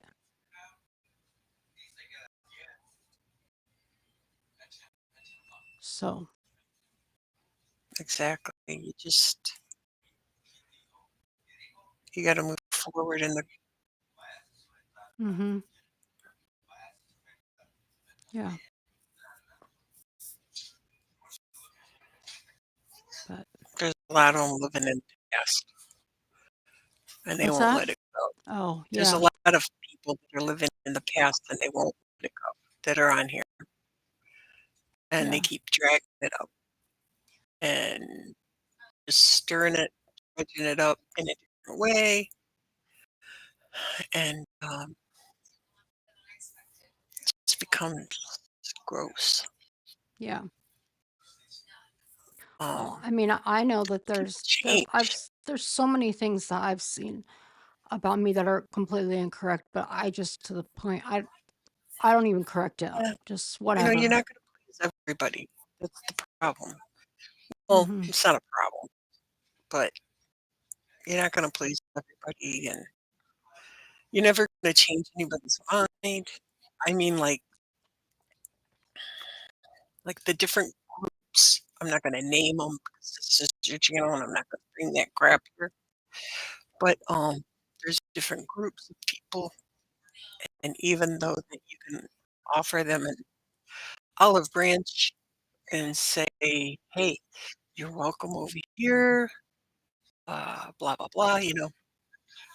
Um, they're not gonna take it just because um they can't move on, and you can't get mad at them because they are who they are, and they believe in who they believe, and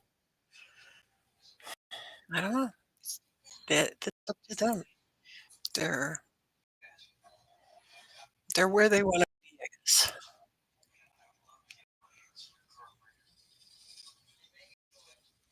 I think that So,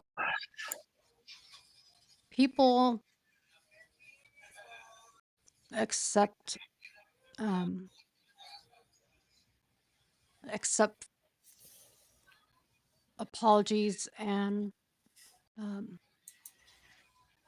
willingness to um move on from the past, at their own pace. And that's understandable. mhm, So, I try to be I try to give chances, second chances, because I just hope somebody would give me one if yeah, I yeah, something, you know what I mean? yeah. No, And I that's how I completely am. agree. There's certain people that that I Mhm. know, that maybe I shouldn't give them a chance, but then they've never done nothing to me, and I can't go that way with I just can't. Um, like if they did me wrong,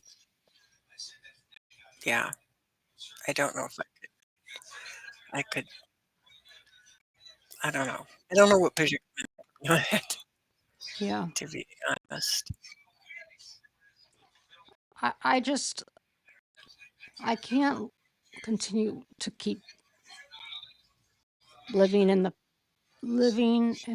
past. If I continue to Yeah, keep living in the past, then I can't move into the future. that's exactly right. And you can't live in fear of what people are gonna say or do on here either.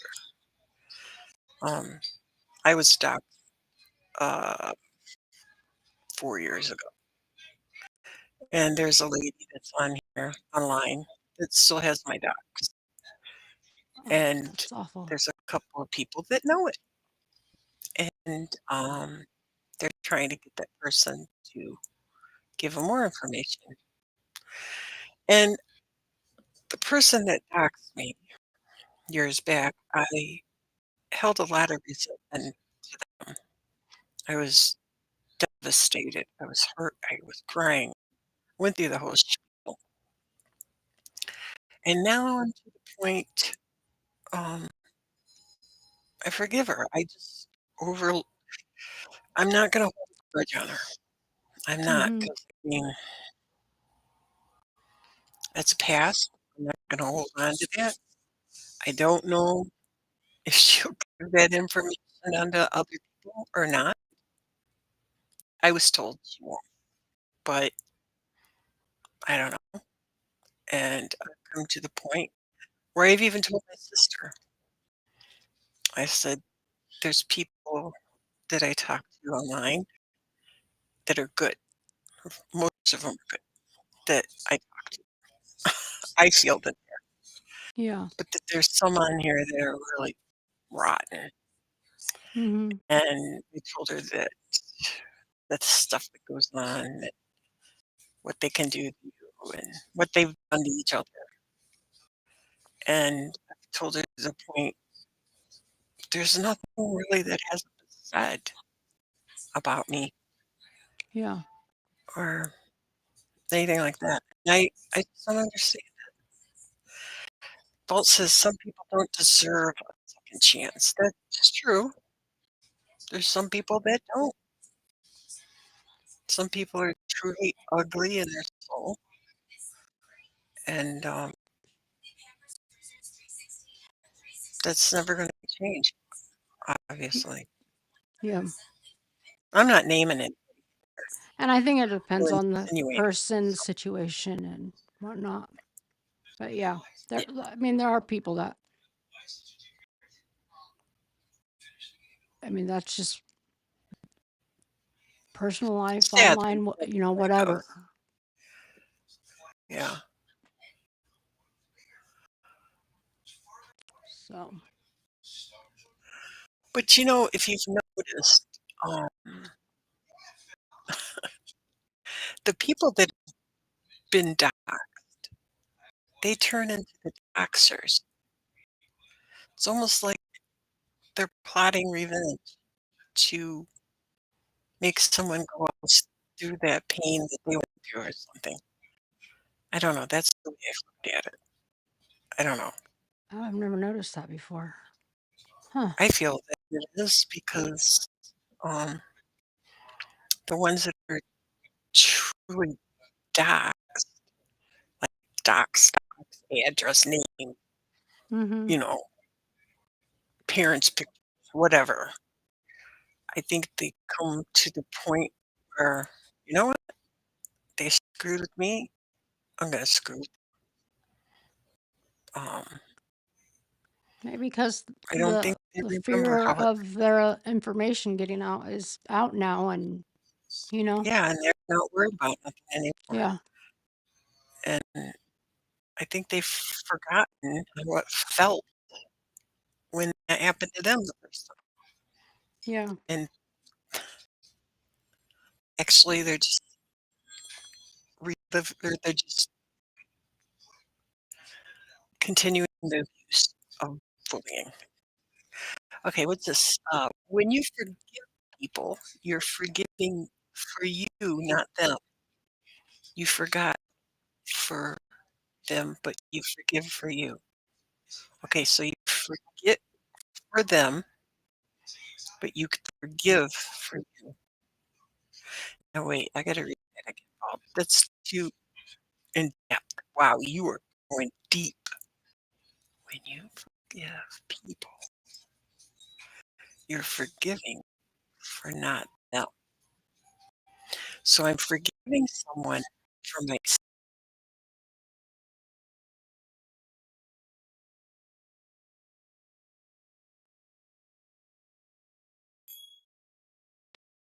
Oop, what'd I do? oh, is that what you mean? Hi, Doris. Is that what you meant? Oh, like say for instance, I'm forgiving you. Well, I'm forgiving you. Hi, Doris. I'm doing Welcome. it for me because um, I'm letting go. I'm letting go of that whatever happened. You might not let it go, but I'm letting it go. Is that what you're meaning by that? Me forgiving? Or I think I got it. Boy, was it deep. Fault. I didn't know you were so deep. Georgie's channel. You don't have to do that. Whoever will find me, find me. That's how I look at it. I don't even look for numbers or nothing.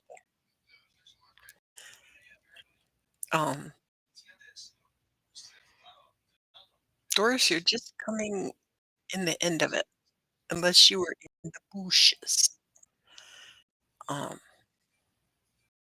But I just pinned Georgie's channel, and I think Georgie is going to be going live. See, when I pinned it like that, then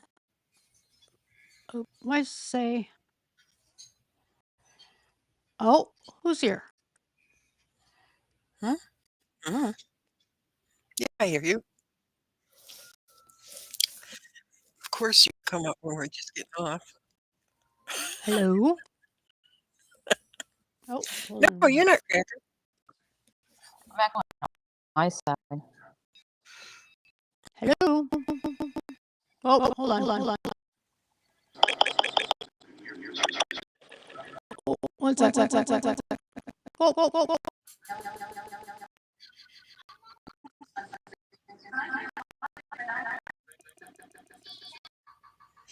There's Oh, I got it.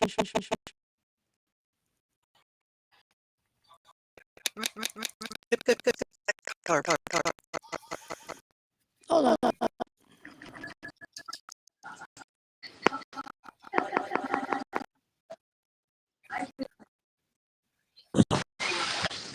Hey there?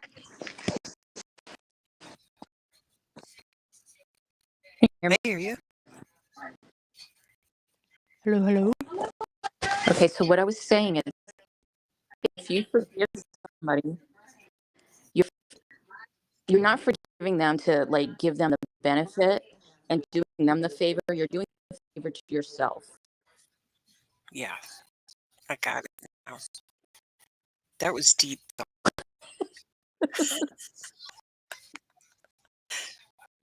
You went deep with that one, Paul. I usually do late at night, go pretty deep. Down a rabbit hole, though, usually. It's so echoey. Is it echoey? Yeah, I do hear echoes. I hear echoes. I'm trying to figure out which. Trying to figure out what the hell I did. You know what? I still echoing. It's not Wait. echoing? No, not now. Do you hear it? What does everybody hear? Yeah, what does everybody else hear? Yeah, Hold on, I'm going to mute myself so I can turn up the volume on my phone. Napa.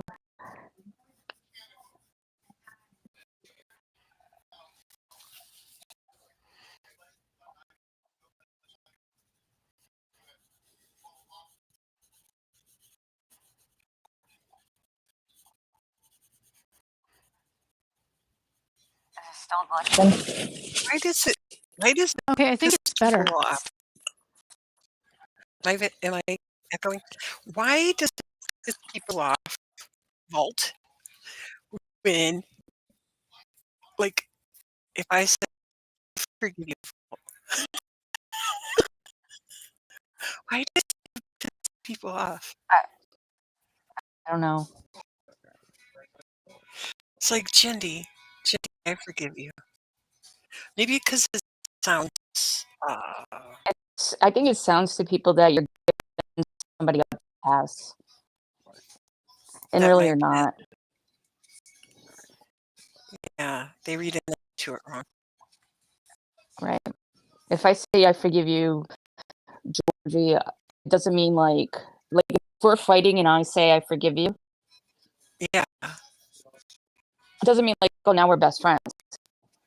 No, but I would take it as, okay, you forgive me for maybe horrible things I've said, and that would be great.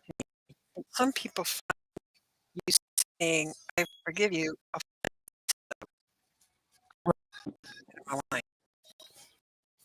Maybe it's I worded.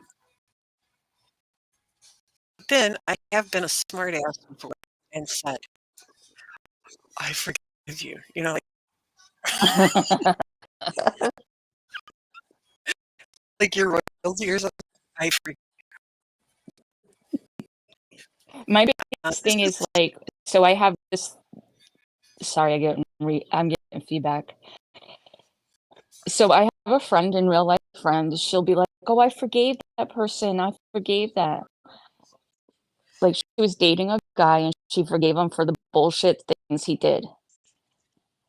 And then like 6 months later, she's bringing it up, and I'm like, if you're going to forgive, that means you're forgiving and you're moving the fuck on. You know what I mean?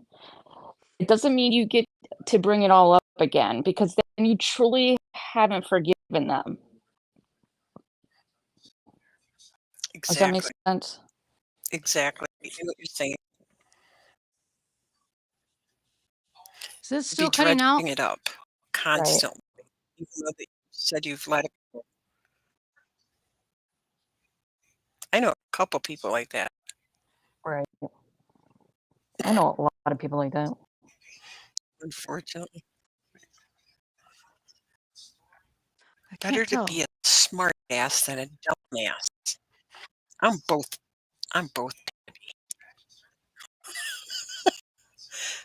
Smart and dumb. It's just my dumb ass don't know when to be smart. I'm all the above.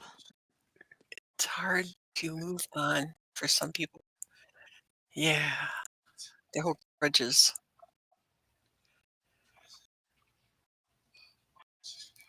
Oh, Jindy says, isn't that where forgive and forget comes in? Right. Yeah. Gosh, you guys are all smart. I'm learning things. Is it echoing for them or is it just me? I hear an echo. You do hear an I hear echo? myself talking.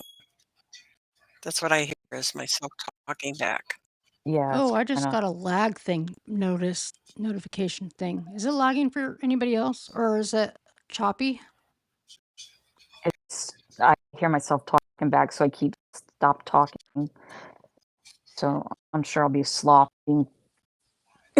That's how it was for me all night, is hearing myself talk back to myself, and then it confuses me. I didn't hear an echo because I muted myself and then turned on a screen so I could hear what it sounded like. But But Napa says there's no echo for her, for nothing. it is choppy, But Jendy. Jindy says choppy. Ooh. Pippi wants to know, what are we forgiving tonight? Tonight, nothing. Tonight. I forgive nothing, I guess. I don't know. I forgive Reagan for getting rice cakes all in her bed. Oh, yeah. Please do, because I'm in big trouble for that. She's in big trouble. Yeah. Oh, I have some cabinets and Vault. Okay, Vault and I are choppy. Get in the trouble. Only Vol and Georgie have chopping. Oh, that's weird because it's normally me. I don't know. We're special. We are special in some way.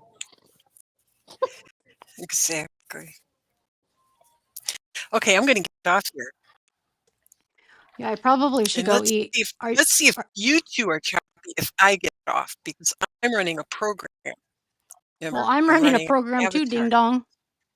No, but I'm running an avatar program. I and don't think maybe it that's has anything to interfering. do with that. It's got to be something on my end. Well, let's find out if you Vault or choppy after I leave. I'm just curious because then I won't use this program when I come back another time. You know what I mean? You know what I mean, Jelly Bean? Sure. Are you Okay. before you go? Are you going to be going live? I might. Okay. I don't know yet. Okie dokie. But I forgive you. Oh, I forgive you too. Okay. All right. I want to Create see something up. if I will. you guys are copy once I leave because I just want to see if it's the program running. Okay. Okay. Bye, guys. Hi. Bye. Thank you for joining. Does she need me to? Nope. She figured out how to. Are you there, Vault? Yeah. Oh, you are. Okay. Yeah, I'm still talking back to myself right now. It's weird. I don't hear you. Or I mean, I don't. You don't hear the echo? Look at Georgie in there. Okay, talk.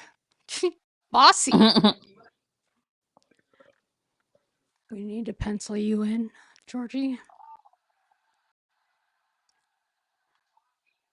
I think the choppiness is caused by on my side. I've never used Streamlabs, so I don't know. Like, should Well, I try an app?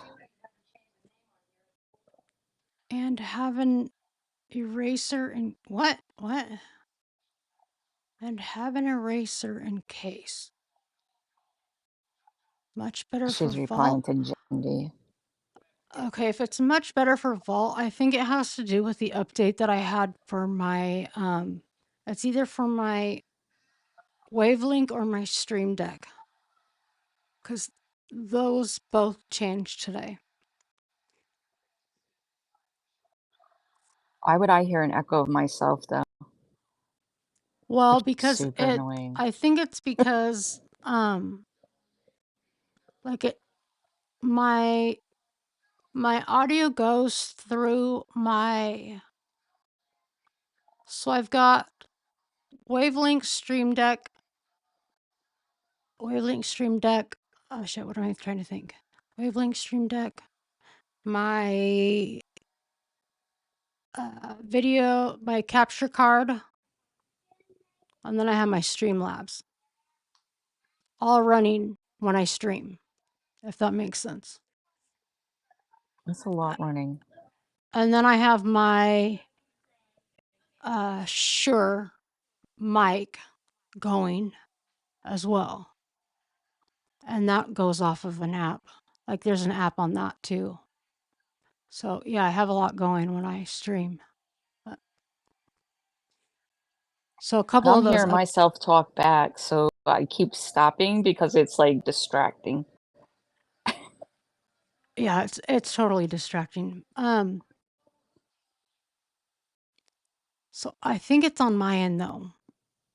I like meaning it's one of the programs. Because it's got the like when someone joins, it's not like StreamYard where you just click a link and you just join, you know? Right. With the OBS, you have to set up all these sources. And when someone joins, you have to select a source for each person. And I think they're all running through the same source, is basically the long explanation of it. That probably made 0 sense to everyone. It did and it didn't. Yeah. Is there app for Streamlab? Is there like a phone app? Yeah, like I know what's the other one? Gosh, what's the other app? Restream? No, StreamYard. That's the other one. StreamYard has an app now that they're like making people go through. Oh, they're making people go through it? They're making people go through it? Well, sometimes, yeah, it's requiring you to go through the StreamYard, and I don't know why for certain people it is, and why Oh, for other weird. streams it's not. Yeah, that's weird. Is it Restream you use or Streamlab? Streamlab. Okay. Streamlab is It's basically Streamlab OBS. Gotcha. Streamlab Okay. is OBS, basically. So,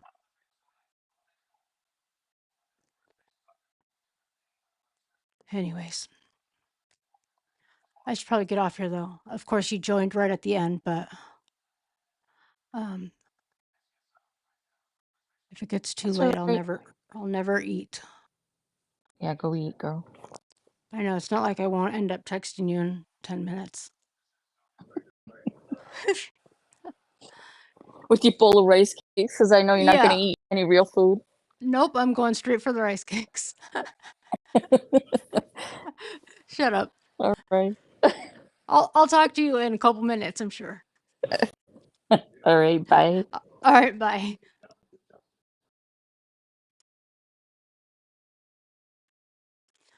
All right, everyone. Thank you so much for joining tonight. I will try to get a day stream in tomorrow. I'll look at my calendar and see what I can get scheduled.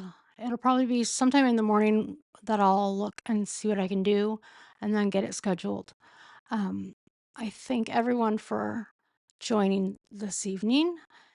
Thank you, Georgie, for coming up. Thank you, Vault, for coming up very much. I appreciate that so much. Thank you, Cooch, for gifting a membership. Thank you so much, Don't Say Much, for gifting 5 memberships. I appreciate both of you. And if you guys don't mind hitting the thumbs up, I would appreciate it. And I will catch you sometime tomorrow, hopefully. And we will go through the Joy Dickerson-Neal case. I hope you guys have a great night and a wonderful Friday. And if I don't see you tomorrow, have a great weekend. Talk to you guys later. Good night.